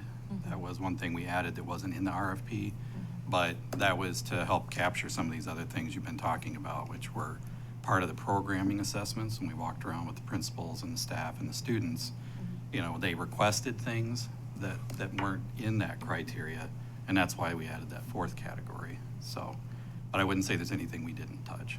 Great, thank you. So if anybody wants to actually look at that and compare it, they can take those 2 documents side by side and see that. Holly, the only thing I'd like to add to that is, since that's really been completed, there have been a few things that the board has also been given, through public comment, through emails, that may not be in there that we would want to add to undefined. Great, thank you. Just letting the public know where all that stuff is to be found. Okay. There you go. Yeah. So just, this is kind of a question or suggestion maybe for this second session that we have, because we're not getting into the weeds today on these projects, but, you know, to me, on the face of it, priority number 1 and priority number 2 are very compelling. You know, we have to do all this within the next couple of years. Where I'm having some trouble is if priority 3 is not essential or not required for the next few years, and then we have this undefined category of 85 million that's more than priority 3, 61 million. I think if we could have a clear idea of where do those undefined, if we could actually have a prioritization of those for the next session, because then we could have a better informed idea of which one of these do we want to tackle, or, you know, the priority 1 or priority 2 numbers might grow, and, you know, we're gonna have a little bit of a different outcome. And But so the if overall there's- envelope doesn't yeah. change. So if there's something that you would like us to do, I would just ask that it be clear when we talk about next steps and timeline. If you would like us to take a stab at prioritizing those for you, adding other things, we can certainly do that. But I would just ask that it is like agreed upon and very clear at the end of the meeting. The intention is when you leave today, you've got all those and sort of the beginning of your next work session, so that you know what you're doing based on what you all need, including, you'll have time and space there if you need additional data from other stakeholders to be able to get that. So write those down as you're thinking, so that when we get to that part of the agenda, you'll be able to have those ideas. So lunch is here. It is a few minutes early, and that's okay. It is a working lunch, so take a few moments, use the restroom, do what you need to do, wash your hands, grab your lunch. And then you are invited with people you're sitting near. Just have a conversation, and I'm gonna suggest you start in pairs, and then if it naturally moves to quartets, that makes sense, around this morning. So everything so far in the last hour and a half you've talked about, talking about your outcomes, where you are you currently sitting? What might you still need to do? And then when we formally come back, that'll be sort of through the working lunch, you're gonna have time to do that. So your filter is the outcomes and where you are from this morning, and specifically the priorities 1, 2, and 3, which is you agree to the general categories in there, knowing that the details are not fleshed out, knowing you're not gonna be able to do all of them, maybe shoot for that 75%, and that capacity, asking for that amount, makes sense. So that's really what the conversation is.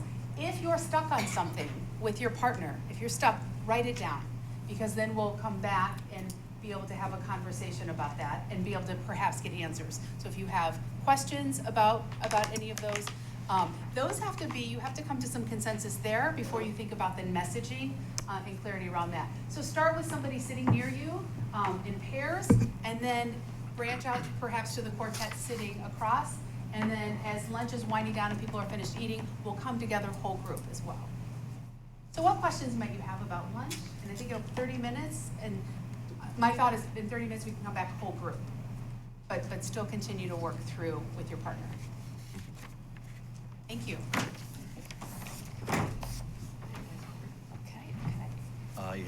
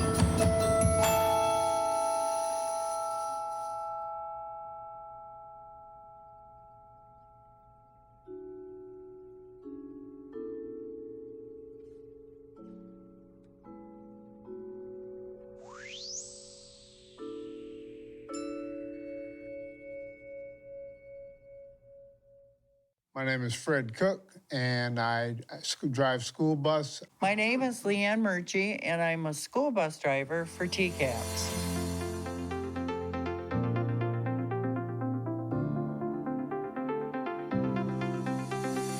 It's been a very wonderful experience. When I first hired in, one of the previous bus drivers told me that this particular job, driving school bus, is the best job on earth. So I immediately took to it, and I have to agree that this is one of the best jobs that anyone can do. What prompted me in the very beginning, I have a college degree, and she said, you're in the safest vehicle in the world on the road. So I thought, well, you know, I'm gonna try. Because I would be on the same time schedule as my own children. And when they were off, I was off. When holidays, I was there. So it was the best of both worlds. TCAPS offers jobs elsewhere within the system. Between routes, I used to, for 12, 13 years, I did lunch duty over at East Middle School, and now I paint.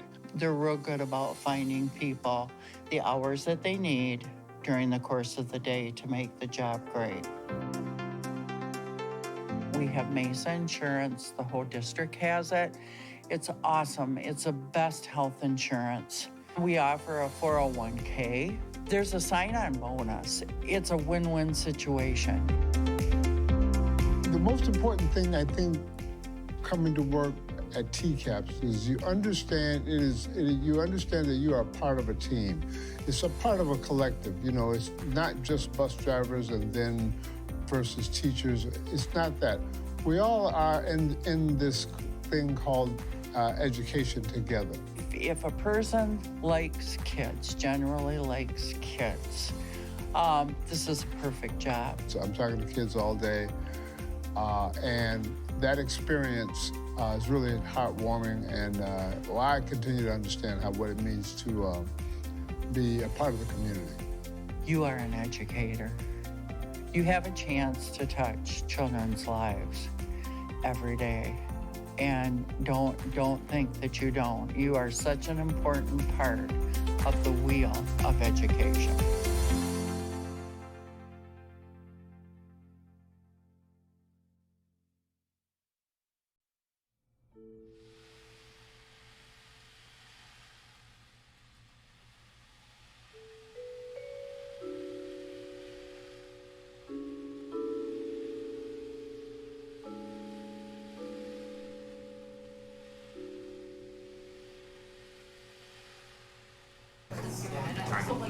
Can you hear me? Okay, sure. If he's willing. She's for the same thing. Is your mic? I think it's fine.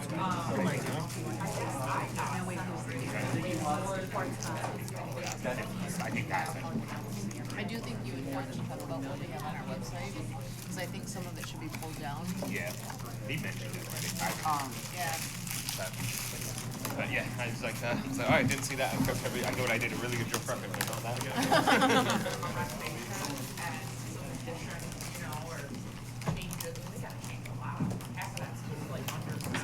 good. Central? Yeah. Oh, Central, great. Central High too, though, the athletic. Oh, I know. They're old. That's what they did. That's what the underground. Steps to go down. Think about it. So like the old gym, even the gym in Central High School itself is underground. The Flores. You walk them? Yeah. Yeah. Either up or down. Yep. Crazy. And that's Yep. from reading the meeting minutes. Yeah. Right. You better believe it. The kids are only and there's no. Nope. Nope. So when you think about it, So that's kind of what my thought has always been, is you would probably knock off both gyms, build a new, nice, almost like Montessori gym on the central grade right there. And everything from that side point, there is now parking lot, everything to the west end. yeah, if you don't know, yeah.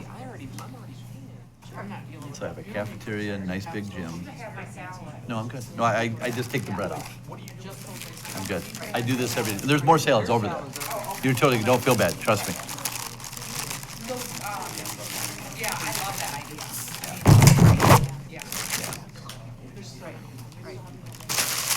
So, but, like I said, it'll be interesting. So if you're willing to talk with John, that is what, I think it might be helpful, and then what we'll do is take sort of a Yep. share out from the Yep. conversations pairs and groups might have had, and then go from there. And the new gym that was built, Facilitate where we're at. you know, that's there, but it was, Using that everything as on my that filters. edge, you know, is what's all, I mean, thank it's you. all ADA. I mean, you know, the wrestling room, that's the, you know, small, you know, they call closet in, you know, and, yeah, so.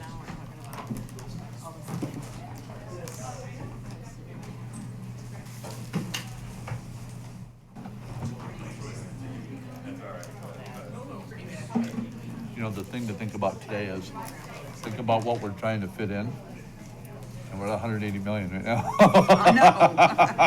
That's why I'm scared to death. I'm You know, so it's like, but you have to figure out what's palatable to the public, you know, and that's the number, we've debated it for months.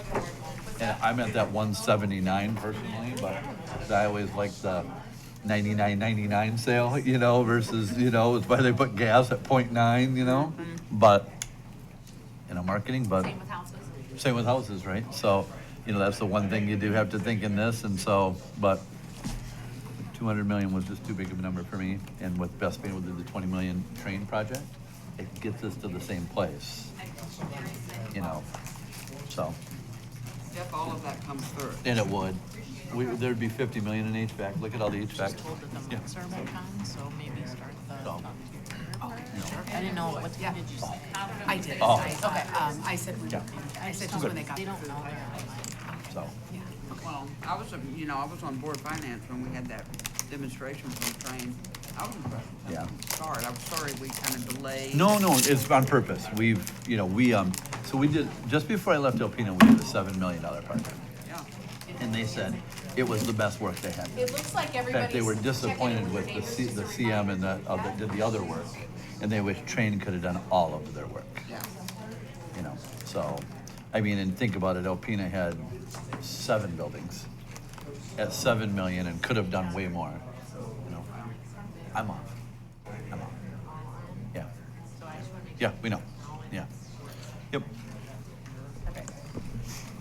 So it might be a little, just so everybody knows, it might be a little loud and online, the mics are on, so it may be back and forth, a lot of static as we go through, so everybody knows. And please use this time to connect, think about the outcomes you had, questions you might have, thoughts you might have as you move into reaching those outcomes today. Connecting with your neighbors. So, elevator situation, I said they're installing Lock and block, Burnsville, yeah. They're installing on the 29th. supposed to lead to the final CO. Yeah, and then final seat will be on the 30th. And the 20 from. So it gets them in their building for use by Labor Day. Oh, Crazy. you have, in priority 3, there's different things you're gonna see in there. Built in right now to priority 3, there's money for a central high school gym, the size of They're pretty West High quick, School. I think you could build once a they have prefab that part, structure versus a they know block that's coming. for half the cost, that would allow you to They do don't have that. to go through wrestling all the room, mechanical rooms stuff. For about that. It's all gotten. I've got a drawing that I've kind of drawn up that, you know, kind of what something like that look like, that I think would allow you to have, you could do a portable turf system. Boyne City, when they built their field house, they've got a system that field turf's done that they're able to pick up and take down in 10 minutes. Our guys have seen it, you know, I think it's they're- pretty awesome. So you could actually do like 2/3 permanent. I think they're done. And then another third that just gets covered up whenever you want for a full size. And then you tell the other group that says, we're willing to build one, if you guys can, have at We've the always West High said School, that. hand us the keys when I you're think for the most part, everything's been taken care of. But that's, like I said, these are the priority 3, Oh, and it's the something priority 3 is the, I got forgotten the about. expansion of the high school band room On someone's list. is right now, I think, in priority 3, listed in that number that's already there. You know, it's And but nothing with the train money is identified in anything. So now you say, okay, money that's really undefined is you have 20 million in secondary and elementary classrooms that we want flexibility for, because think about right now, what happens with Cherry Knoll with all the construction going on, right? But I'm assuming that we're gonna have an issue. We're gonna have to think about something. But we might get down to 3 years down the road and they go, no, it's all bought up by people that are 50 and over. Maybe not. But maybe we go, oh my gosh, all of a sudden Willow Hill's exploding. We need to add classrooms. And maybe we look at all the secondary needs and we say, you know what? This is a place in that money that we could sit and go, we really want to address the middle school music rooms with that. You know, or maybe you go, no, we want that for high school classroom updates and we want to take part of that train money and use that for middle school music rooms. That's where your guys' decision's going to have to be. And I think you're going to have to think about that train money in the overall scheme, knowing that, you know, that's, my suggestion would be that the board look at that right after the bond vote and go, okay, let's now enact the train program.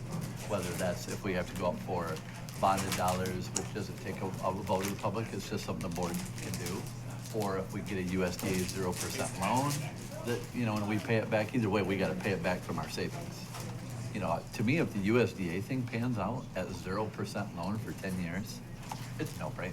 Right. We met with TCLP the other day and they're like, this is real and you're eligible. Wow. And so, you know, we want to start on just like a $3-5 million kind of project with Train early here to see, just get all that worked and see if that can work. But they've got $1.5 million sitting there right now that we could probably loan tomorrow at 0%. So that's what we're looking at to try and get Glenn Loomis up, you know, in that element. So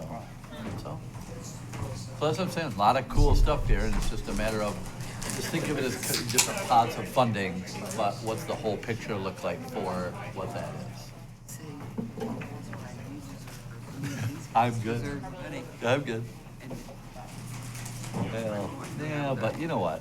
Everybody does their part. Well, I know. Everybody does their part. But, Yeah. I know. Yeah. But remember, I can't teach anybody how to play the flute.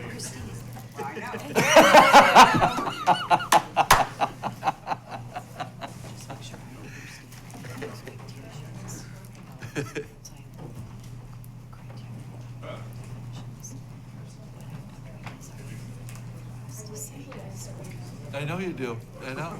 2 and 3 with these documents. Nope. It feels a little different though, I like just for a wanna make retreat sure though. that we don't need to go It back feels a little different for retreat. It's not the same hole and Why'd you do that? what we did with, That's you know, what I'm looking for. what we had. We're done evaluating what's on those, we agree with the methodology. Yeah. Whether we do it all is yet to be determined. Okay.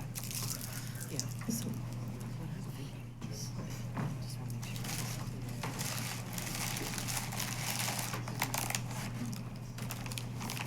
Already been done. Look at the survey data from the people that they see honoring it, realizing they have to demo some. Maintained but updated. We've got that data already. Degrading infrastructure. You can ask us to prioritize it, you guys can prioritize it. And then you can tell us what else you'd like to discuss. I think the biggest question there is, the money that we've got, 40 million, doesn't make Lars fix the plaster, paints it up, redoes some carpet, fix the curtains, right? So the question is do you want to plug more into that to do that, or do you want to take that money and do something that needs to? That's what's to be Then determined. as a board, you decide, these are earlier projects we'd like to see, like, extension. And at that point, you can ask them. There's your question. I believe so from verbal questions I've talked. I think that's the survey question to go out that you guys want to go as. Where you have central and west expansion. Because like they've got large, and I was pushing them, like, and right like now, all talking to 3 the editorials folks now, they're like, oh, if we had the ability to stay where we're at and not have to move our drums every time and do all that, that's what we would prefer. But Right. That's just part of the 40 million Yep, yep. Yeah, there wasn't any, I mean, there's nothing. Expand their own and make them both So, legit. I think they'd rather. West Senior High and Central High School auditorium. Expand them, you know, but again, we gotta, then I need the board to say, hey, this is something we're interested in. Can you give us cost estimates? Then it does, right? But I think these are the things we need from you guys to go, here's something I don't think we have data on that we would really like to know. And then, and get that on this list, and we'll go out and ask that question.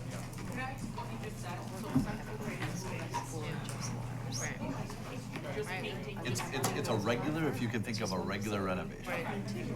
But you know what, Of that square foot. I did start talking to them, they're not sure. I would say it is the Chevrolet version, it is definitely not a Cadillac renovation. Right? It would be a next step. Depending on the thoughts, right? You know, if you wanted a Cadillac version, then that's choosing to do that versus trying to, you know, Cadillac anything else. They're also concerned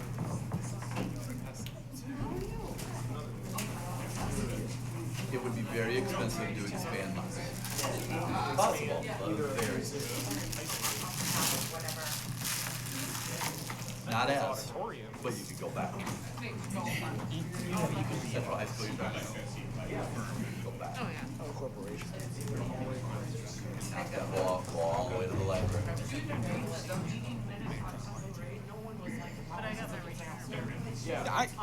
I'm just saying, I met other women or Sometimes I I think know. I can make things pretty big. I got a new client, I picked up landscape But the music forms. folks do, the West Middle School music folks do. Anyway, they're a global manufacturer of outdoor Oh, furniture. as a school itself. Based in Kalamazoo. So I met her a few weeks ago. But the thing is, there's no way if you rebuild the building to accommodate it. It's part of the structure of the building, and so, you know, you all those, and you redo the hair and, you know, right. I bet she's making. You would honor that still, you keep the seats that have already been redone, all that, you know, and so that's what's built into the money. Oh, good. I'm just saying, you have all the skills. And so if you wanted to do more, it comes out of. You could do it. Easily, right. So if you're very large, let's say 10 million towards, you know, that, would you rather put into that, or would you rather expand both of the other? You'd love it. 5 to 7 million, dude. That's what the board would want to ask them. You know, in the end here in a couple weeks. It's a terrible feeling. They said, you know what, they love the idea, usually people all love the idea of expanding West. I'll tell them about that. And then you go, okay, here's that, how do we pay for it? Is that a priority 3 item, is it a priority 3 plus? Is it, you're a part of priority 3 plus? I don't know, I didn't hear what you said. Oh, yeah. That's that item we'll get to here in a couple. Oh, yeah. Either way. You know, The other gal I don't, I've never gotten exactly that answer, other than the weight of the structure. With especially putting, like HVAC stuff on the roof, stuff like that, it's a lot. I think that's fine. From that standpoint, otherwise then you're running a summer. Yeah, in fact, I thought about calling her, actually, guitar. A lot of things like that, is Something why different. they prefer. Unrelated to decabs. Spans of it, right. You would have to put tons of beam and extra support and all that, just from a cost effective standpoint. A flat roof with a membrane is a more cost efficient. Why is there always an orange ladder up on top of West Middle? That leads up to one of the, like, air conditioning units. Yeah. It's here year round. Probably so they don't have to try and carry it up and carry it back down every time. Probably. Well, it bugs Pat Rumbaugh for that. You know what?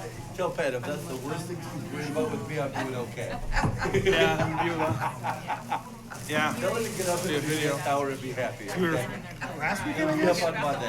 It'll be up on Weekend Monday. She wants before. to climb ladders, climb it all day long. 8 days ago or so. Exactly. I was fishing off the dock, Up. I think Saturday or Sunday morning. And I caught another rock bass, surprise, absolutely. surprise. They're gonna be phenomenal. I can't wait to see them. If you're gonna go rock bass fishing, let me know. Can you you've got two platforms, so you can have, you know. I'm not, rock Purge, bass, I mean, you have a drum I eater, want like purge or a level, largemouth or a smallmouth. All I get is platform like right rock there. bass. I It's like, I'll It catch is a like dozen of 93. them. Even the guys, It's supposed to be good construction eating guys are according to like, locals. I It want to is sit free. on that thing they had over there now. Anyway. You know, I So know. threw it, I caught it, dived Oh, I it, bet. threw it back in the water. So this thing, I'm just telling you, you're gonna see, it is, Yeah. you know. Every district that has like a real serious program and stuff, I've seen. Comes Company, Michigan State, verified, I use something he the wa- same company. When I saw them, I'm like, I don't care, that's what we're putting down. Yeah, yes. Yeah, because remember, there's Blue Down. That's why they did it. That's exactly right. They were using a scissor lift and in a windstorm, a Blue Down and killed a guy. That's exactly right. Yeah, even the guys from Grand Traverse Construction, because they poured the concrete. I mean, the concrete block, I'm not kidding you, is as wide as all these desks together and about this tall from the floor. That mounts on it. Wow. Right?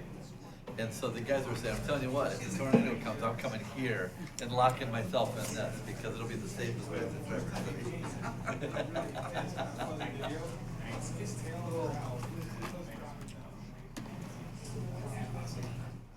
Good, and those fields look great, man. Yeah, Dan's have been out on them. Haven't been out on them. We drove up. Central, yeah, you need to Central's band's been on there all week. Been great. Well, it's awesome, because, you know, it's like this, go out, never worried about being lined every day, you know. Or stepping in a rut. Right, if it's raining, buddy, no problem. Rains instantly, same. From a use standpoint like that, they're awesome. Yep, there's a gate there, they can use it from a playground, do it like field events. That's what's awesome about it, nobody complains it being used. What's that little field down at the? Practice field for the, like, the offensive line and all that to be able to have, like, this more expanded, you know, I used to, yeah, I saw that in, in one picture I saw about 3 years ago, and I'm like, if I ever do one for practice, I'm gonna put that in there. You know, it was like next to like so, yeah, it's, like I said, it's awesome. That'll be a great little spot for the drum line. You know, go down there. Totally. It is cool. It is gonna be so used. We're playing We'll soccer come back today. together as a whole group in 1 minute. In 1 minute. And the sod's in the north end, by the way, Erin. Sod got put in on the north end of the soccer Okay. field. Cool. So it looks good. I walked it yesterday. So.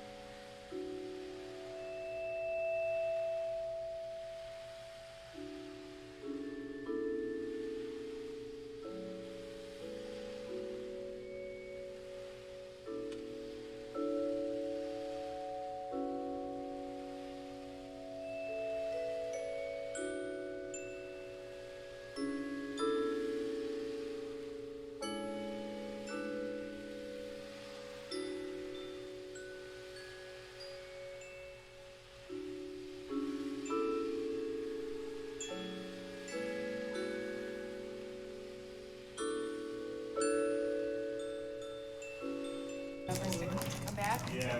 Okay, perfect, all right, thank you. No, you were good. We got it started. We knew we were running late, so worked out great. Got through all the. You're in a breakout. We don't allow them to do as much outside, like they can't do flights. Yeah, we have a patio that they allow to do, but they don't take this. Right. We don't do table service out there either.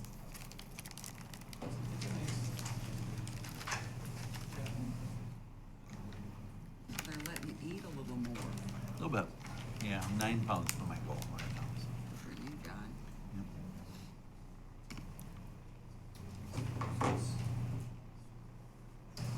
So, if it's okay, I'm gonna say that we talked at lunch and. Good.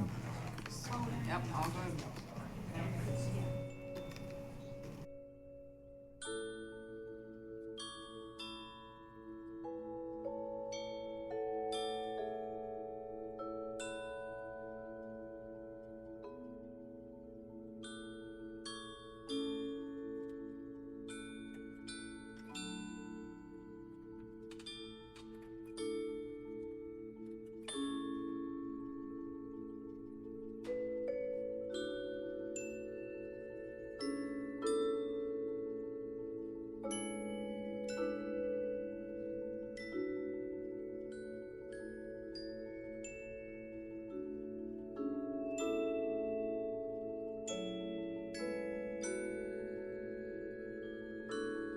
Just lunch, was lovely to participate in and partake of, so thank you. I had the opportunity at lunch to check in with Board President, Mr. Newman Bale, just to ensure we're on the right track of what he was hoping. And he thought that there might be some additional perspective that might be needed. He's gonna just provide a brief overview, and he might throw it to Mr. Raymond here around finance. Well, I think, You're being targeted. I just asked if Andrew also agreed as well, but I think I thought it may add some clarity and really get through a little bit for the board to go through some of the elephant in the room questions that I think we actually agree upon, but we've never actually discussed. And things like, are we keeping the millage rate the same? Is that our commitment? And roughly what is the dollar amount? Because I see and I've heard, and every board member has expressed to me that they get more overwhelmed looking into this information when there's a few unknowns around, and if we just had clarity on those, it would help focus on that. So that, I don't know if that's an acceptable way to do it as well. My comment similarly was maybe just higher level than that too. So and maybe I'll just say something that's maybe even a little bit higher level than millage and like dollar amounts, but kind of going back to like the why, and maybe more for the community as like, you know, why does TCAPS go out and request a capital millage? And I think it's important, you know, to understand that, you know, we're not the only district in the state. In fact, I think almost all districts in the state probably go out for some sort of capital improvement millage dollars, because the way that schools are funded, you know, everybody, you know, you might say, oh, I've got, you know, I'm already funding the schools from my whatever the mill rate, the millage, normal operating millage is. I think it's like 4 or 5, 3 or 4 or 5. And a lot whatever. from sales tax. 18. Yeah, and so, or 18 mills if you're not homesteaded, you know, you might say, oh, I'm already supporting that, but that gets directed to the state, and we get an allocation from the state back, and because we're not, like some districts still get to keep all of that, we're not one of those districts, so we get an annual allocation, and that student allocation per pupil funding goes to operations, which we spend probably 98 to 99% of on that year's operating fund. So there's little left over to go towards capital improvements, capital maintenance. So the reason that we are requesting a millage like this for capital dollars is because there's just so little left over from that per pupil funding that we get from the state. And so, you know, we need the districts, and like I said, almost every district in the state needs some sort of capital millage. And we're fortunate that we have one of the lowest capital millage rates in the state, historically have had one of the lowest. And I think that this goes back to, you know, President Newman Bale's comment of, you know, what is the mill rate going to be? And I think we all appreciate that we've had, all of us, me being a taxpayer too, have appreciated that we have an incredibly low capital mill rate. So, yeah, I mean, I think that just important to maybe, as we reconvene here for the next hour or whatever, just to remember the why and why are we doing all of this, and it's because of that. Which I think goes along with our messaging and giving to the message. We didn't say including the millage rate in there, but just I think it would help. I don't think you'll. Yeah, and to remember that it is our non-homestead taxes that has increased in value so much that it's kept it's one of the reasons why our mill rate is we are able to ask for more but not raise our mill rate. Yeah, We got them. So, and I think it's important to remember that even though we did get a bump up, you know, with next year's budget or the coming budget, which comes in bits and pieces, and we're not even sure like how much and when, that doesn't cover the building. It doesn't cover, I mean, you gotta have good building, you've gotta have heat, you have to have water, you have to have all of those things in order to teach children, aside from programming and salaries, and that's what we're talking about. And so, can I offer just a highlight? I think it's important for the community to hear, 86% of our general operating budget is staff. You can do the math and show how much is really left over to do some of these things. So we have a $100 million general operating budget, and 86% is staff. So keeping in mind, as in your upcoming meetings, because you're in this process, and you're at the very beginning of your planning process for the bond and going out for that bond, is that having the why in front of the public is going to be really important, and knowing that and having that really clear, and to your point, that what it's used for. And I think in talking to President Newman Bale, concern about, do you need to decide today whether or not that the millage rate will be raised, or can that be paused, knowing that you're going to have agreement, come to some consensus around priorities today, along with your messaging, but it does go to the millage rate. So is that something that needs to be done now, and would you like to have that conversation before you move into checking off and giving consensus on the priorities themselves? And my understanding is I believe, based off of the public discussions that we've had over the last year and a half, that I think we're probably largely on the same page, and it may not be a long discussion. And if so, if maybe then if it isn't, and it is going to be a bigger ticket, then we parking lot it. But I think it may be a quick tick off the list to go through, because I mean, I know personally I don't hear much willingness from any board member to increase the millage rate. I think we are all committed to keeping it where it is. Can I just share? So as a perspective to think about when you're making that decision, our financial advisors have estimated that we can sell $200 million at 3.1 with a pretty conservative increase in property values.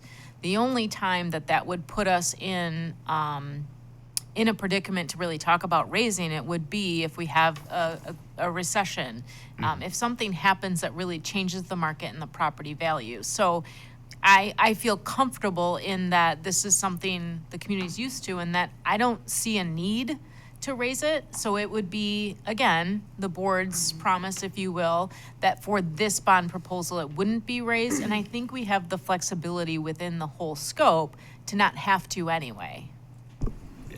Just on that note, just because in selling in series, you have a little flexibility in when you sell to make sure you're managing that mill rate. Yeah, no, yeah, obviously this is a very complicated financial picture going over a decade that is going to change, but I think in general our commitment as a board is that, and that's what we want. And we've, even historically as a board, even with differences of opinions, that we've maintained that as well. Yeah, so I'd say that's one of our key messaging points that we want to come out of today, is that there, to keep that mill rate, that this would just be a renewal, not a, well, I think it would be a renewal, right? Can't say renewal, but a continuation. Theoretically, Yeah, right? continuation. Okay. Yeah. And if I may just add, so looking at the data, the community parents survey results on this very question, do you feel, how important is it to you that the mill rate remain 3.1? 33% said very important, and 34% said somewhat important. So combined, that is 67%, 2/3 of our parents and community members who were surveyed. There was a fraction, 16%, who said it's not important, and a fraction, 16.7%, who were undecided. So I think it's pretty compelling to make a data-driven decision. Yep. Using the working agreements, yeah. So, feel okay? Yeah. That's, and all the nodding heads, it looks like, yep, that's the commitment. So that helps as you're moving forward, as you're thinking about messaging. So at lunch, you had the opportunity to connect with somebody or some buddies, multiple people, and with the filter of going back to your outcomes, specifically around priorities 1, 2, and 3, come to consensus on the methodology used, the priorities that were set by the district, the data that was received across the community surveys, including staff, the professionals in the field talking to teachers and creating additional ideas that might be undefined or matching with the priorities 1, 2, and 3 that the district laid out.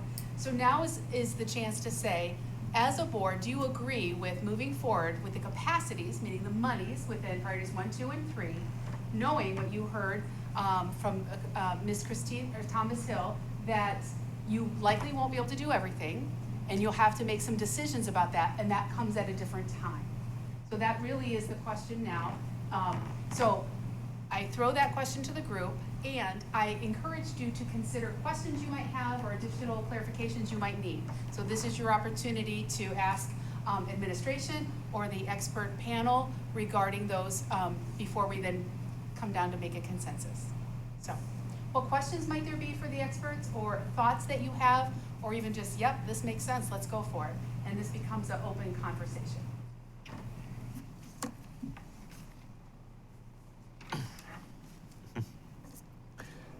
Not everybody at once. Yeah. I mean, it makes sense. I think what we talked about was, we're really gonna have to look at priority 3 in the undefined and go through and ultimately take the data that we have and prioritize what that priority 3 ultimately looks like.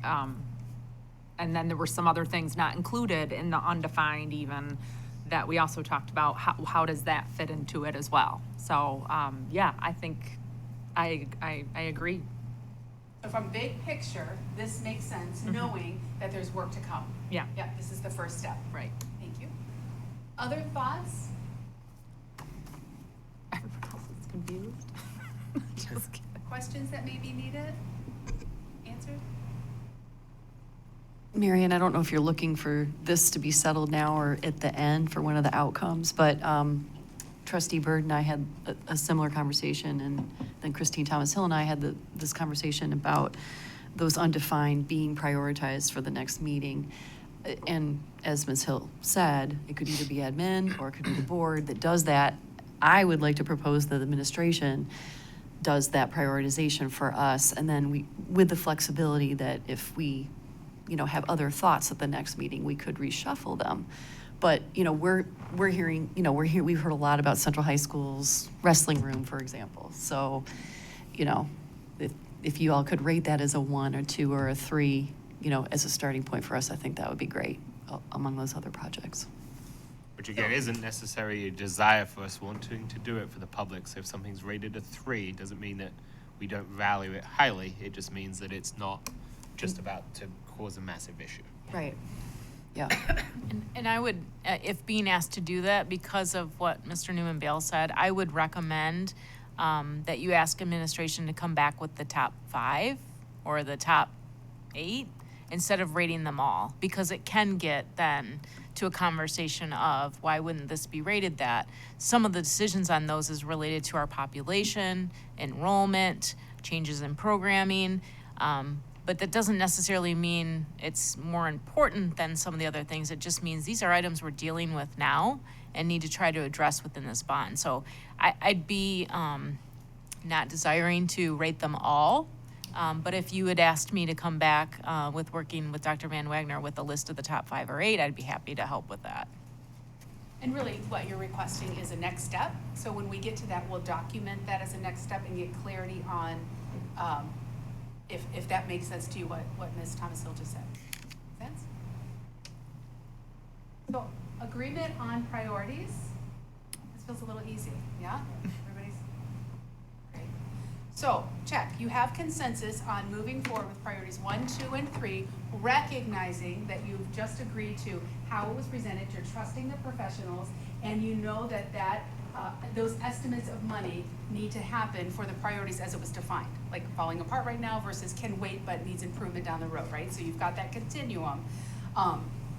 That being said then, when you leave today and somebody says, how was your board meeting? What did you do? Somebody, a constituent is asking, what messaging might be important to say about today's part of the pre-bond planning and or the timeline of the bond process in general? So let's start with this for a second, and I'm wondering if there might be a little foreshadowing of the bond process. I know Ms. Christine Thomas Hill was able to give a big picture overview. I'm wondering if there might be more details around what that could look like for folks, and then that might support the messaging, which would lead us into next steps. So ultimately, the main thing that administration would be looking for as a decision from the board wouldn't be until January. And that would simply be, what is the dollar amount that you would like to ask the community for? And then we have time to discuss the informational campaign. We could in January, February, discuss the informational campaign if there already naturally are 5 to 8 items that you would like to share with the public as items we plan to do within this bond and really highlight those. But as far as today, we would be looking for, what is the additional information that you need? Do we need another meeting? Do we need more community input? Do we need to cost estimate some things that were not on the EUs?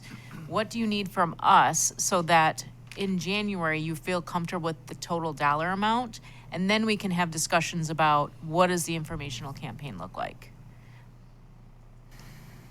I mean, The first go ahead. question would be, does this timeline make sense in what was just described?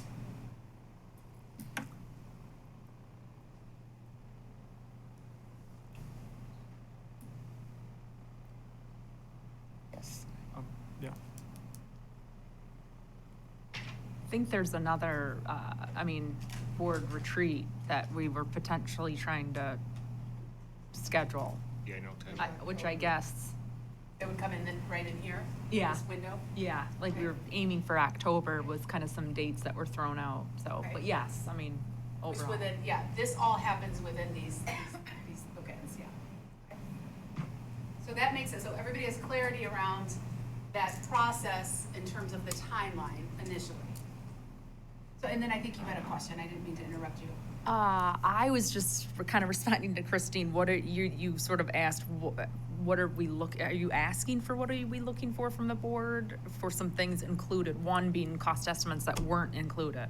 Yes. That was really worded weird. Yeah, I understood what you meant. So as part of next steps, to be able to have a decision on January 16th, what is it you need from us to make that decision, which will also include when we would go out. But in order to get to that number, it's a lot of flexibility, maybe a handful of defined projects. What do you need from us to be able to help you get to that number? I would say one specific for that, are the expansion of the 2 auditoriums. I think those are both large projects, expensive projects, and so to have a number on those just makes a ton of sense. And I'm gonna pause for a moment, and let's move into those next steps, but Stacy had volunteered graciously again to chart for us. So expansion of 2 auditoriums will be the first thing, this will be our next steps. And then we do have a hard stop at 1 p.m. and we have a board member who needs to leave at 12:50. So we are gonna work hard to finish this piece up so that we get to messaging before you walk out the door by 12:45, just to ensure that there's time then for the rest of the board meeting to happen. So And expansion of both auditoriums. On that note, my closing is now being pushed back a couple hours. I don't know what's happening. Of course, Yay. things are We need 10 imploding, minutes. but I'm here till 1, so thank you. Thank you, so. No stress over there whatsoever. Yeah. So do we want, maybe as an alternative to that, to see what Lars Hockstead would be, to have it be a state-of-the-art facility, kind of like Grand Rapids and some of the other Yeah, districts that we've expansion seen? and updating, and then just kind of see what it would cost to do Lars Hockstead. And if, Because my understanding on the 40-ish million, that was more of just like a facelift to Lars Hockstead, no sort of expansion. so the 40 is actually to keep it a functioning school, And a functioning auditorium. is what you really are shooting for with the 40. And then to make it state-of-the-art, I don't think we can look at state-of-the-art entirely without also thinking very seriously about parking. That was That's my issue too. That's my Because issue. otherwise, you spend a lot of money for something that is difficult No one to can access. access. Can I Thank make you. a suggestion? Let's let our experts take a look Sure. at that.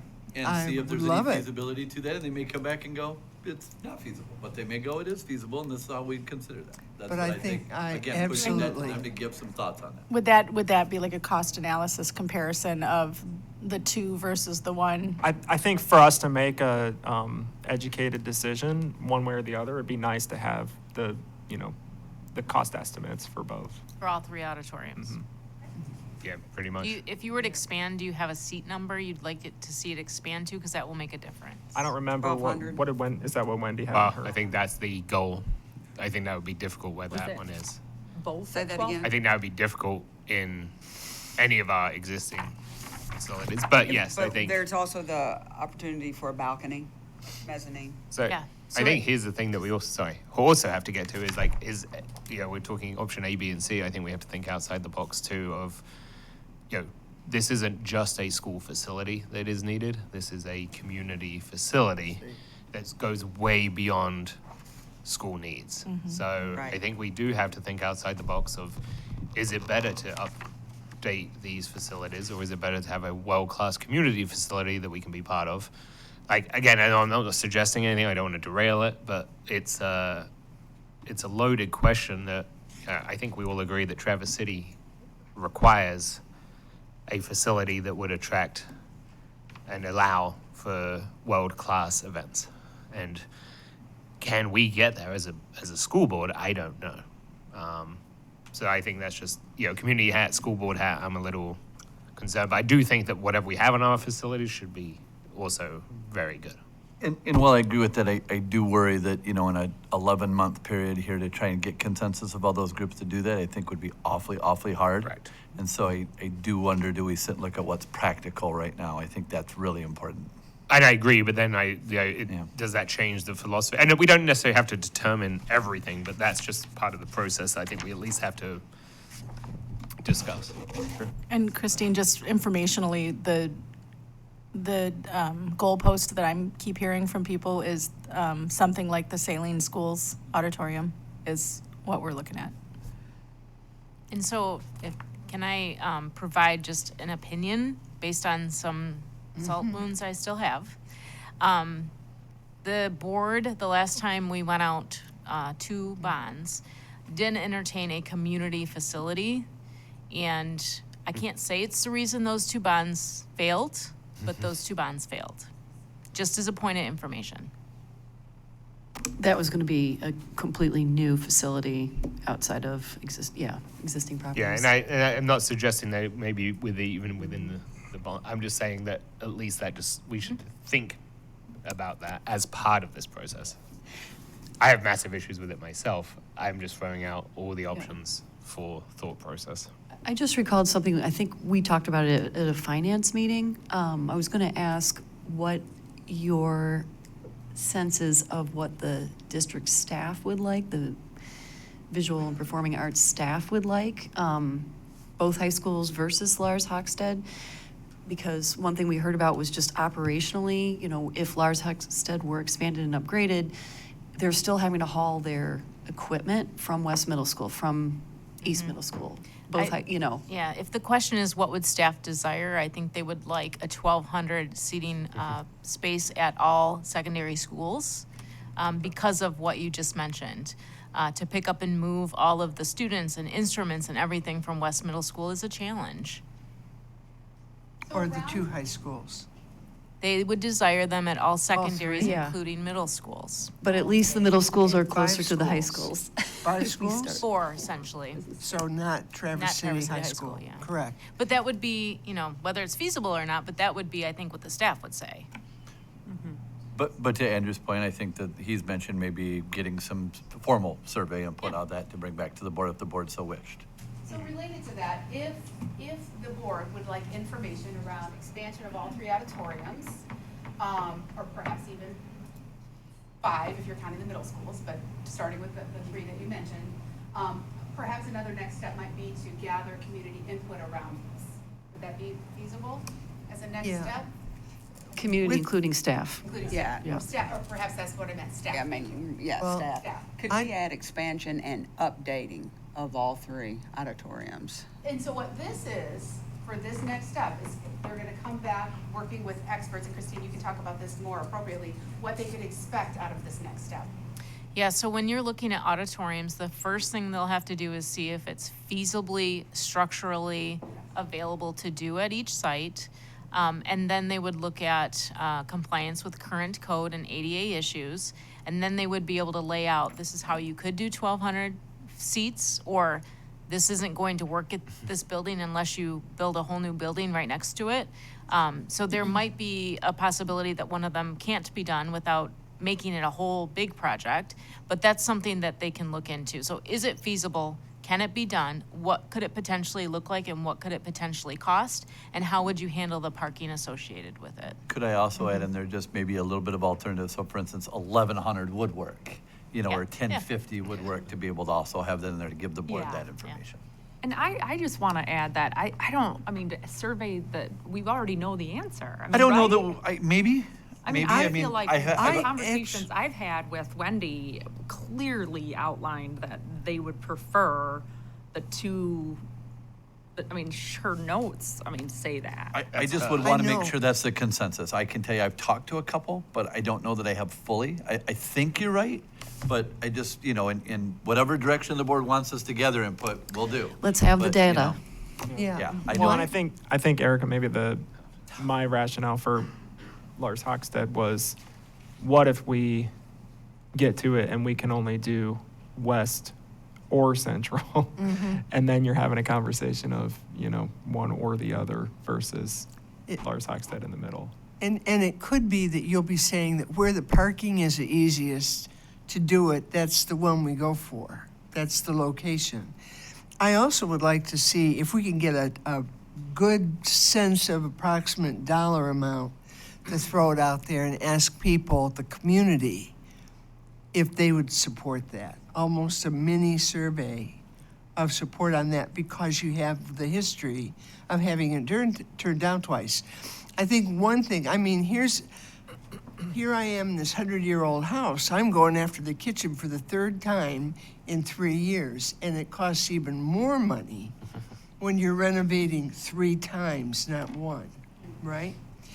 And so I'd sort of like to get a good sense of what is practical for the community now, so that we don't have to come back to it. And my only And would they caution- support it? My only caution with that, I think that's great after you have the possibilities and the cost estimates, because it would not feel good to the community to ask if they want an expansion at Lars, and then for the experts to say, you can't do it. Yeah. So I would caution against doing that until if you meet in October and you review that information. I think at that point, from October to January, if you'd like us to do community outreach, we certainly can. My feeling is this is what it would cost. And even if you have a range, if it's cheaper to do one at West for a certain amount, and Central comes in at another amount, Lars comes in at another amount, give them the range and say, you know, would you support A, B, or C? Does that make sense? So for this next step, yes, so, because then people have information, right? They have information to And really respond to. You have to know if you can even do it, to your point. Otherwise, you could be asking them for something to get excited, and it's not even a possibility. So for this next step, if I may, Stacy, would you add the word exploration of the expansion? That gives the administration the opportunity to do, Christine listed 5 criteria that have to even be considered before you can go for that. So they'll be able to explore that as a next step. Right, I would love to have the information first before we gather any other input. Yeah, And sell it, and I and was then very sell it. clearly, Yeah. I was throwing out ideas that I don't even necessarily. My point was it's a loaded discussion that we at least have to try and come to some consensus around. Yeah. Right. As part of the bomb planning process, I was not suggesting we go too deep into this right now. Right. And when you say world-class education, even if you bring in speakers on occasion that are world-class in their field, you can gather your student community there, but to have a facility where that could be, if that makes sense. Absolutely, I think that's the end game. I think that's exactly what we all want. Could we get an updated spreadsheet of this and back out the Boardman Yep. and Oak Park? that'd be another piece of information that helps clarify in my mind. Can I ask another question with that? Would you also want the train column kind of put That onto would be that fabulous. as well? Yes. Can we, I just want to make sure I'm clear with what the board as a whole is asking. Can we put it down and then have clear discussion on what the direction is? So updated spreadsheet, To remove admin in Oak Park? remove admin in Oak Park. And then to include the train column. Possibilities. Could you also do your, calculations of, if we ask for 180 million and then My back- random thoughts that and I then back shared? out the annual allocation portion of that and the contingency portion of that, and then the central grade school estimate and what's kind of the leftover for the remainder of the 1, 2, 3 items. So would that be fair to say you're looking for the formings of a recommendation from administration on how this would look with total dollar amounts, and from there, that would be kind of what I laid out? Okay.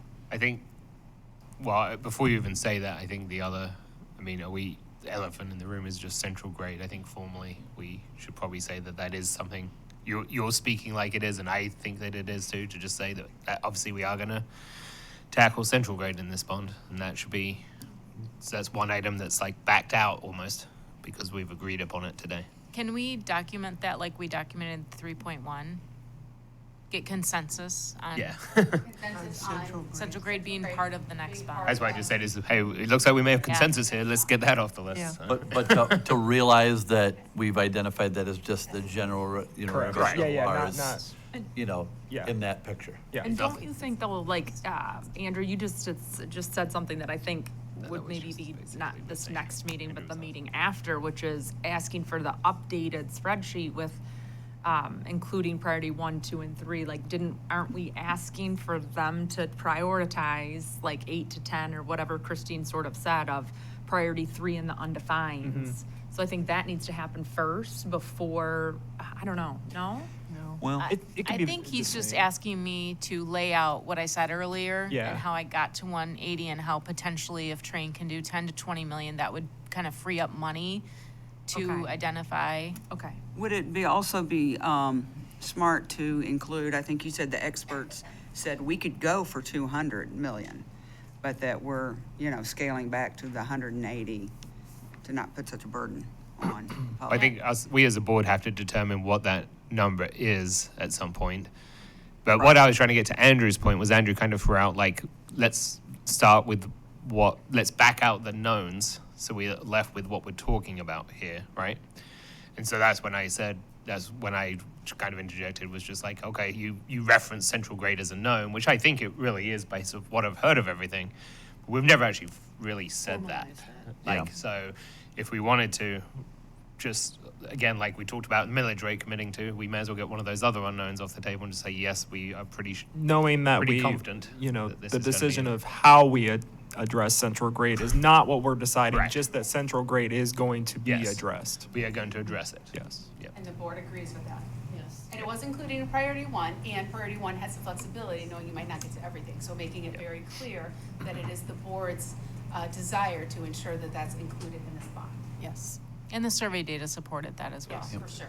I mean, you're And so using data-driven. the second clarifying point there, I just want to make sure. So for now, we're going to work off of in these sheets the number of 180, but recognizing we know that's not a decision the board has officially made, but for documentation for her purposes, we're going to use the 180 number as the baseline for all the sheets. Is that including train or after train? That would be after train. Good, okay, Right? No. yeah. What, you're doing the 200 minus the 20? Okay, that's fine. And then back to your I think that's original- good. yes, I think that's original good. question, you were wondering, are they asking for a recommendation from you? Yes. And so, is that a next step, that recognizing you don't have to follow the recommendation, but are you asking for a formal recommendation from administration around priorities 1, 2, and 3, prioritizing the things within that, those 5 to 8 things? In the I undefined. think in priority 3. Priority In the undefined. And Undefined, Priority 3 and undefined. Okay, thank you. yeah. Okay, so recommendation from the administration for prioritizing undefined and priority 3. And I think that's, clearly and we don't have it up anymore, but 1 and 2 were definitely identified as need, like those are needs. Like Needs. the facility Right. needs to be addressed if it was in 1 or 2. 3 was, Nice to have, right? yeah, I guess. Not And immediate. undefined was, and even in the, Priority after 3 to 4 years, but potentially energy savings. Yeah. Mm-hmm. Which could be trained, so and you're asking me potentially, I to- think there were some things that have come up. I think Dr. Van Wagner even mentioned it after we did this assessment that weren't included in this, just from emails and public Yes. comment and things like that. So. Yeah. And you know what else might, and this might be asking too much, Christine, so just give me the finger. Of this or Not this. gonna do that. This or this. Oh, Use your thumb. Use your This is getting interesting. By the way, on what particular things you think that we could go to the community for partial support? There might be some things, High-level items of community. yeah, that we could kind of target out as piece. So recommendation from administration about what could be Well, messaged to the community, like Where we wanting a could, recommendation? we could say specifically, we need other support besides what will go on this bond. Does that make sense? You know what I mean? Like if we are looking at the field houses, we're looking for community support that is not all bond structured, right? I think that's a discussion the board has to have. But we would look at other projects perhaps similarly. There's not many you can do. But I agree. I know I agree that there could be one on the one, but then, yeah. Just one clarifying point. I don't see why administration has to look at priority number 3 again. You've already done that. I wouldn't expect that to change. It's just the undefined category, right? What I'm hearing is if I could at least look through that and say, these are the dollar amounts I think Train could attack, then that would change the total for priority 3. Gotcha. Okay, that makes sense. Is that what you're asking? Yeah. And I know there's almost like a, and I don't want to complicate this too, but there's also like, there's a priority 3 from what I read in the definitions, a priority 3 that isn't an issue right now, but will be an issue within this bond that we have to do, just probably not for 4 years. Yes. And then there's another section that we may not have to do at all and is purely elective. So I don't know if there's really a priority 4 in this point where it's literally 1, 2, 3, and then these are the things like the items where if you don't do it, you know, obviously there could be community upset, but we don't have to do it. Everything will go on. Because there's some things in You're 3, making right, me that itch, will 'cause have to be I'm not really clear on the direction. I but think I really like the priority 3. We'll take, you know, we have those, put some dollar attached of the train money to the top 5 to 8 as said. I think let's get there. Yep, And that's then fine. if you're not happy or want more the next time, we've got a little bit of time here. You know, we're doing a good job with timing. That we'll get that to you next time. Then if that doesn't quite satisfy, we can take another go of narrow a little bit more. And are you suggesting removing the undefined item from that recommendation? No, I just know that within priority 3, there was 2 different levels. There was one that we were going to have to do regardless in this Yes. bond. Not have to do, but would likely have to do, versus a completely elective item that may be required to do for the public, Right. but may not need to be done for ongoing operations. So that was my only, but I don't need it defined. I guess back to your point was like the recommendation of what I think you offered within priority 3 what you think should be done. Is that what you did offer or no? So the difficulty here is that there's the reality that we can't do all 1, 2, and 3. So by taking a stab at, I think we can do 60%, I think we can do 75%, it still gives the opportunity in the future to look at all those opportunities and reprioritize them after we get the bond funds. Okay. So I'm a little hesitant to spend more time on something that in the end, if we're only gonna do 75% of the work, it might not matter. I mean, I'm happy to give you any information you need, but if there's an understanding and consensus that there's no way we can get to all priority 1, 2, and 3 with this bond, it at least provides us the opportunity in the future to start defining that later. So given that, is this still a recommendation the board needs right now around priority 3? Or is administration's time spent better prepping something different for you? I'd like the undefined still to be tackled, because I look at these numbers and I see 60 million for priority 1, 48 million for priority 2, 85 for undefined. If you add that up, it's about 195 million. Oh, yeah. priority 3 is 61. So that's where I'm just concerned if we don't actually have a better idea of how important undefined is. You know, we could say, yeah, let's do everything we can with priority 1, 2, 3, but we're missing stuff that's important to the community in that undefined category. So is this written in a way that supports you in knowing what your next step would be? So if it's okay, I'd like to repeat back what you're asking me to do as a whole. And would you like to do, please record this. So you would like us to take an exploration of Lars Auditorium, Central High School Auditorium, and West Senior High Auditorium about the potential to increase it to 1,200 seats. Is it feasible? Is it possible? And what would it potentially look like? High-level draft of what it could potentially look like and what it would cost, and how would we address associated parking implications? Is that accurate? Okay. Yes. And then you would like to have an updated sheet, which I can do yet today and send it to you, just to simply remove the totals of Oak Park and Boardman and resend it out. So it's not part of the 170 million. And including train. Okay. So how about I do a spreadsheet with a summary at the bottom of what I talked about? The train possibility that I could get you today is the 10 to 20 million. I will then follow up on looking at priority 3 items and how much of those items could be train projects. And it doesn't have to be today. Yeah, I don't think many of us are going to be looking at it today. Okay. To be honest. So. Take as much time as you Well, I mean, I could at least get you today removing Oak Park and administration in my thought process I laid out to the 180. There's no decision's been made, but I think you were asking, what was that math again? And I can lay that out. Right. Yeah. And then we'll analyze priority 3 to identify what parts of priority 3 could be handled by train and what that total dollar amount is. And then we will take a look at the undefined, and is it okay to provide the top 5, or would you like the top 8 projects that we would believe to be a higher priority of the undefined items? About how many are on the undefined list? Oof, There's a lot. A lot, yeah. A lot. So, can we do the top 10? top 10. I would like top 10. Top 10 feels good, yeah. Top 10 of undefined. That's right. Our time is coming to an end and the window's still open. Any other thing that would be an appropriate next step?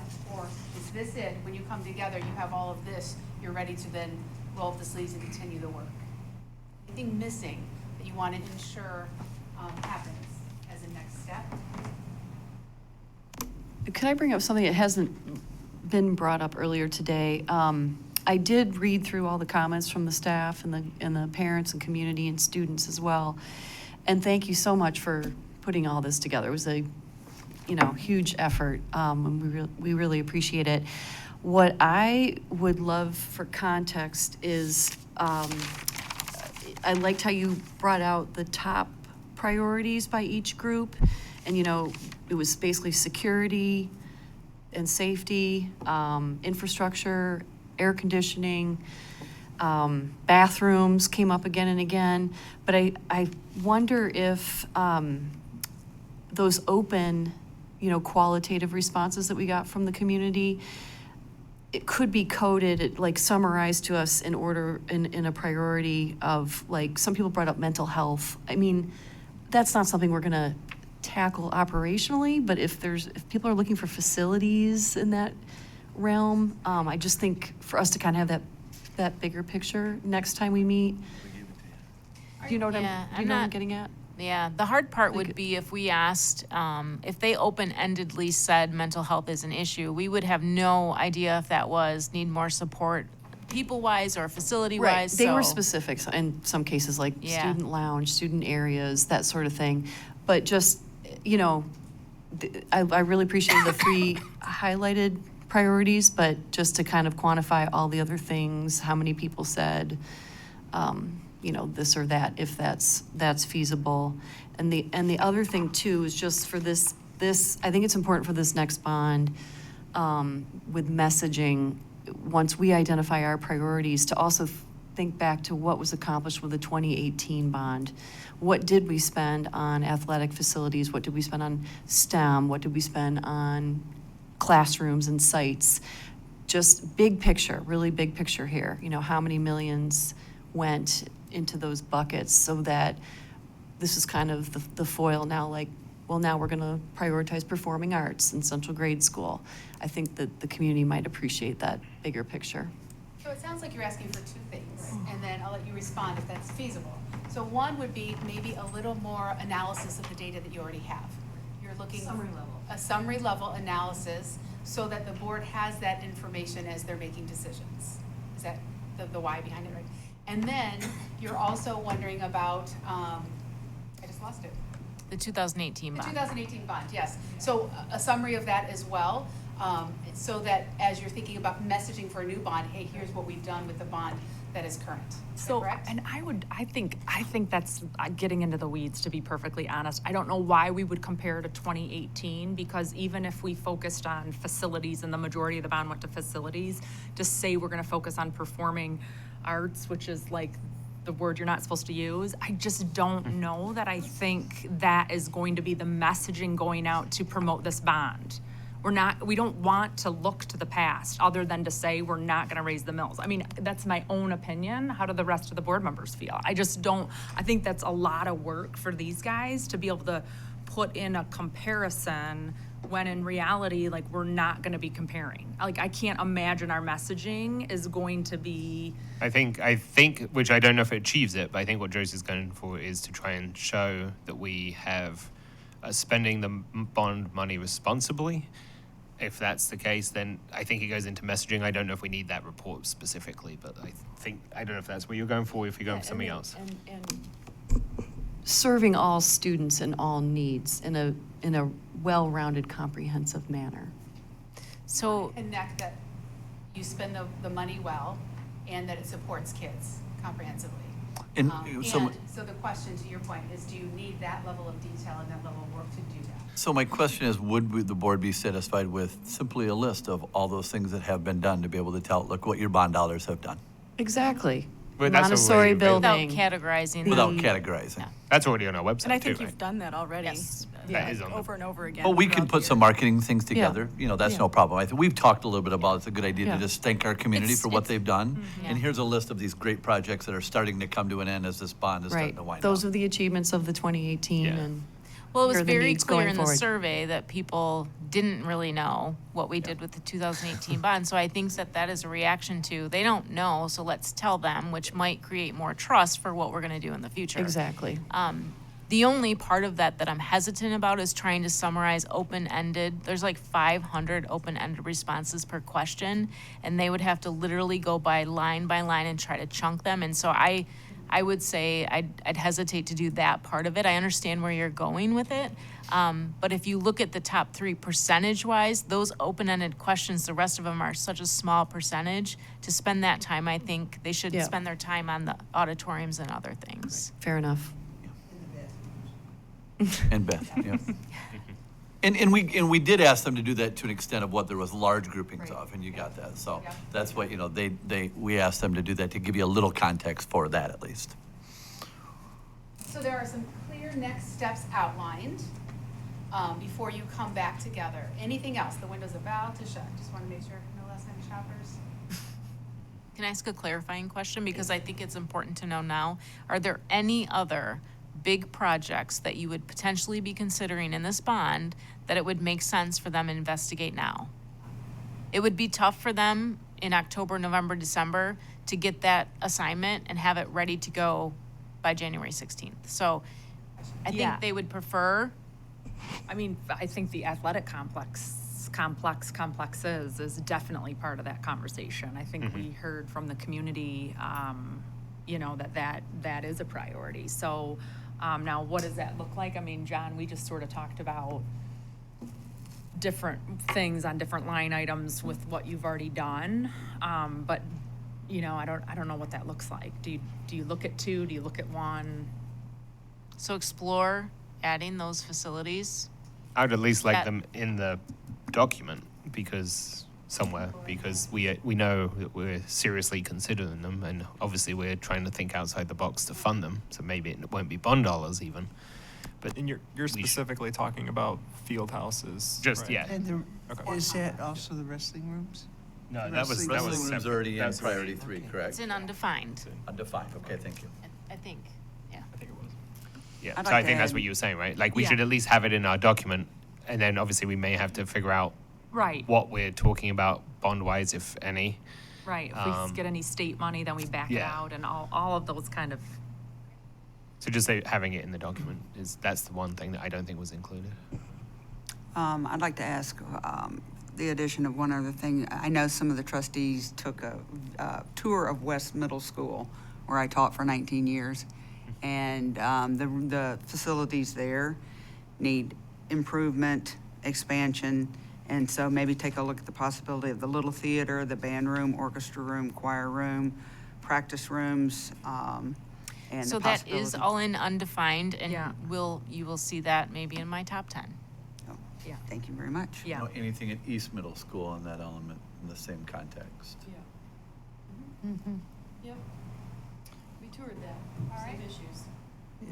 But newer. No, it's You not know. same issues. West is so much worse than East. I went to both of them. I was the only one at West, and West is. East is a much newer building. Yeah, West is in a top 10 for sure situation. East needs some, new carpet, some new stuff. So that I mean, lives already definitely in more than undefined. just new carpet. That sounds bad. Yeah, and that You is know what I that mean. is already in there. It's in there, undefined, and yep. so it'll show up on a recommendation, and you all ultimately get to decide on those issues. So going back to the outcomes, you have consensus, you've done that, you're clear on the timeline. When you leave today, what message do you want to share with the community about this pre-bonding planning and what you did today, essentially?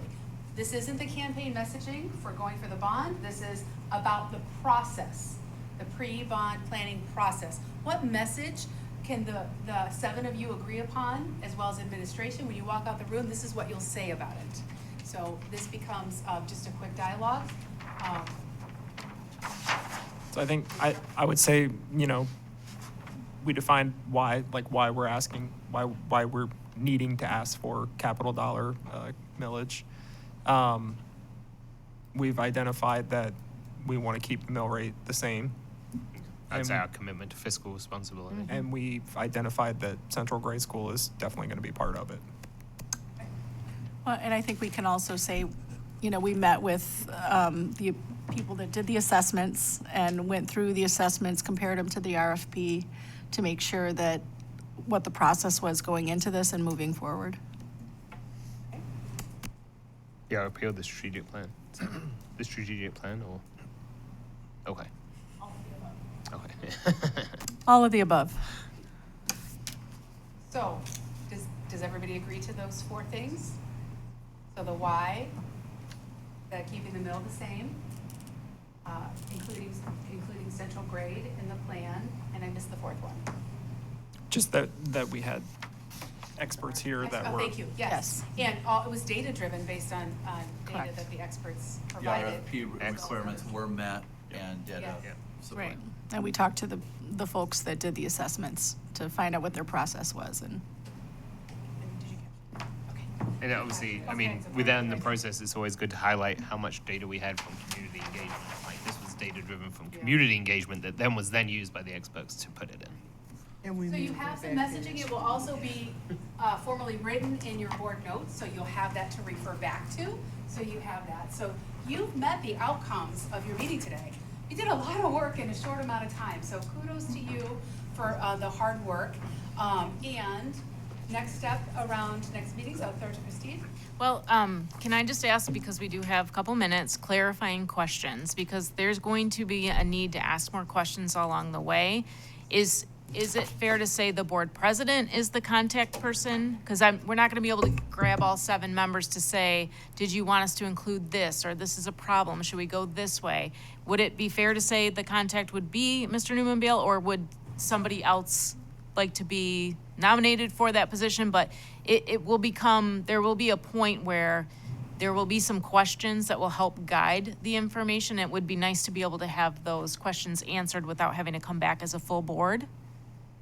I would think that Scott, as our representative, and if he needs to reach out to us. He was hoping not, Scott. Yeah, I was like, I'm just gonna stay quiet. Well, you know, I think Scott definitely, but Andrew as. Yeah, I would say Scott is the I wouldn't first, throw Andrew anyone is the under the bus, but I second. was waiting for someone else to do it. So either Mr. Newman-Beal or Mr. Raymond could be our contacts for additional information when, And obviously, if there's a large item that element, I would be discussing with all board members. so clarity on one more thing. When we're looking at the expansion of auditoriums, is it the understanding that we're to look at the recommendation by Ms. Wolfschlarf and use that for a guiding force as to what would be a world-class facility? Is that understood? Yes. Okay. Yes. Because I think she has, pulled her. Yeah. Yeah. I just want to make sure if we use that information that it's understood that that's what you'd like. Yeah, What standards you're using and everything. yeah. And I pulled that, I spoke to Ms. Wolfschlarf after that and pulled that Saline area schools as the standard that they were really looking for. So that's where I got that from.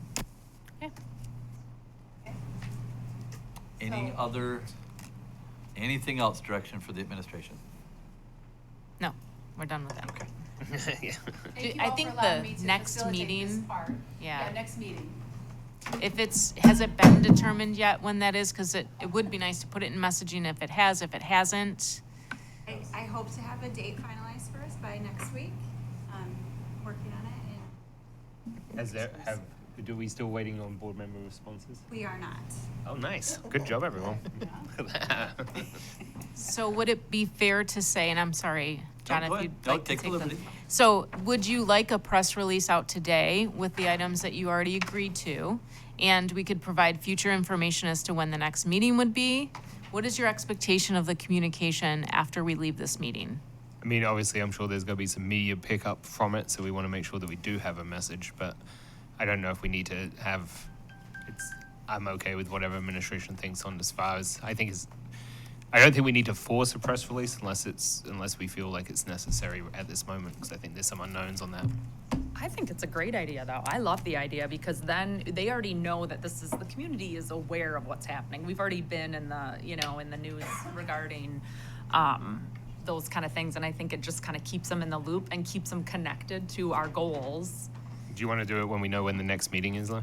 Or do you think it should go out Probably there gonna be without too late knowing? at that point. You're already gonna have, I see Will's here, so we're already gonna have, it's gonna be out by tomorrow. Yeah, I know. So, I think it's best that we have that and say, I can get a sense of at least a month and, approximate, to be able to put in there from that Or you standpoint. could just say we have another meeting planned. Yeah, I'll get as close That's as I fine. can. Mid-October, late Yeah, October. I agree. Yeah. It was late October, all the dates were, right? There you go. So that's what we can. There you Okay, go. that's fine. And I think it's a great idea, given some of the phone calls I had this morning, that were possibly taking some information differently than what was put out there. So I want to make sure that the stuff that we came up today is clear to those people in our community. And I just want to say, I realized I would add to the next steps that looking at the parking lot, although I looked at them at break and I think they're represented here already, but I'll make sure those Post-it notes get here as well. So you have that. I know we have at least one board member that has, Yeah, I think, well, I step, but I we do think- need yeah. second public, so we need to finish the We are on meeting. item Yep. 7. Okay.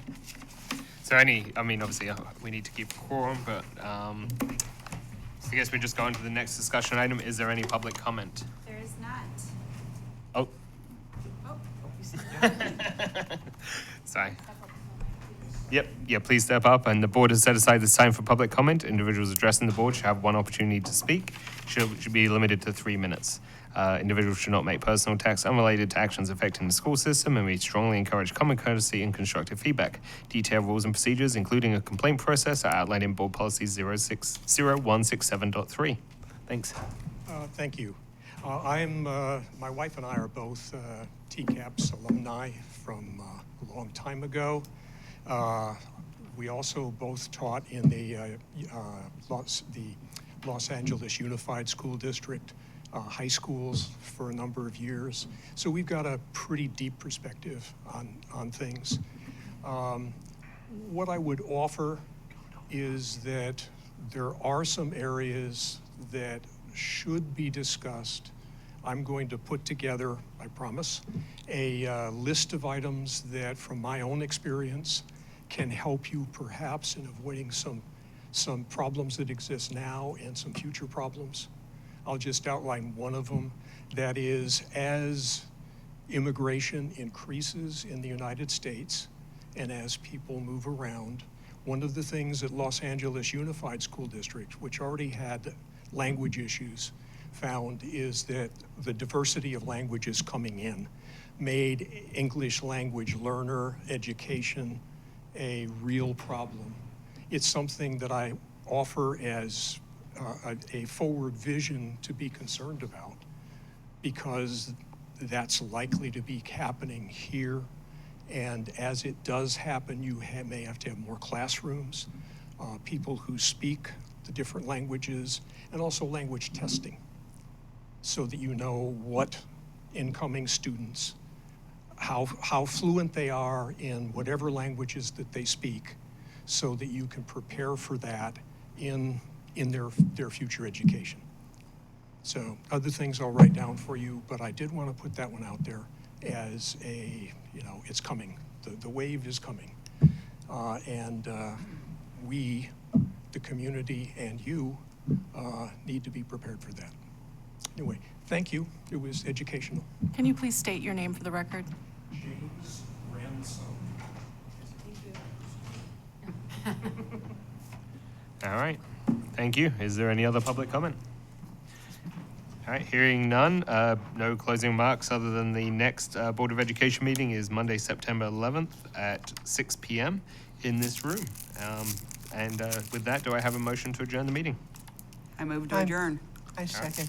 Second. All those in favor say aye. Aye. All those opposed say nay. Meeting adjourned.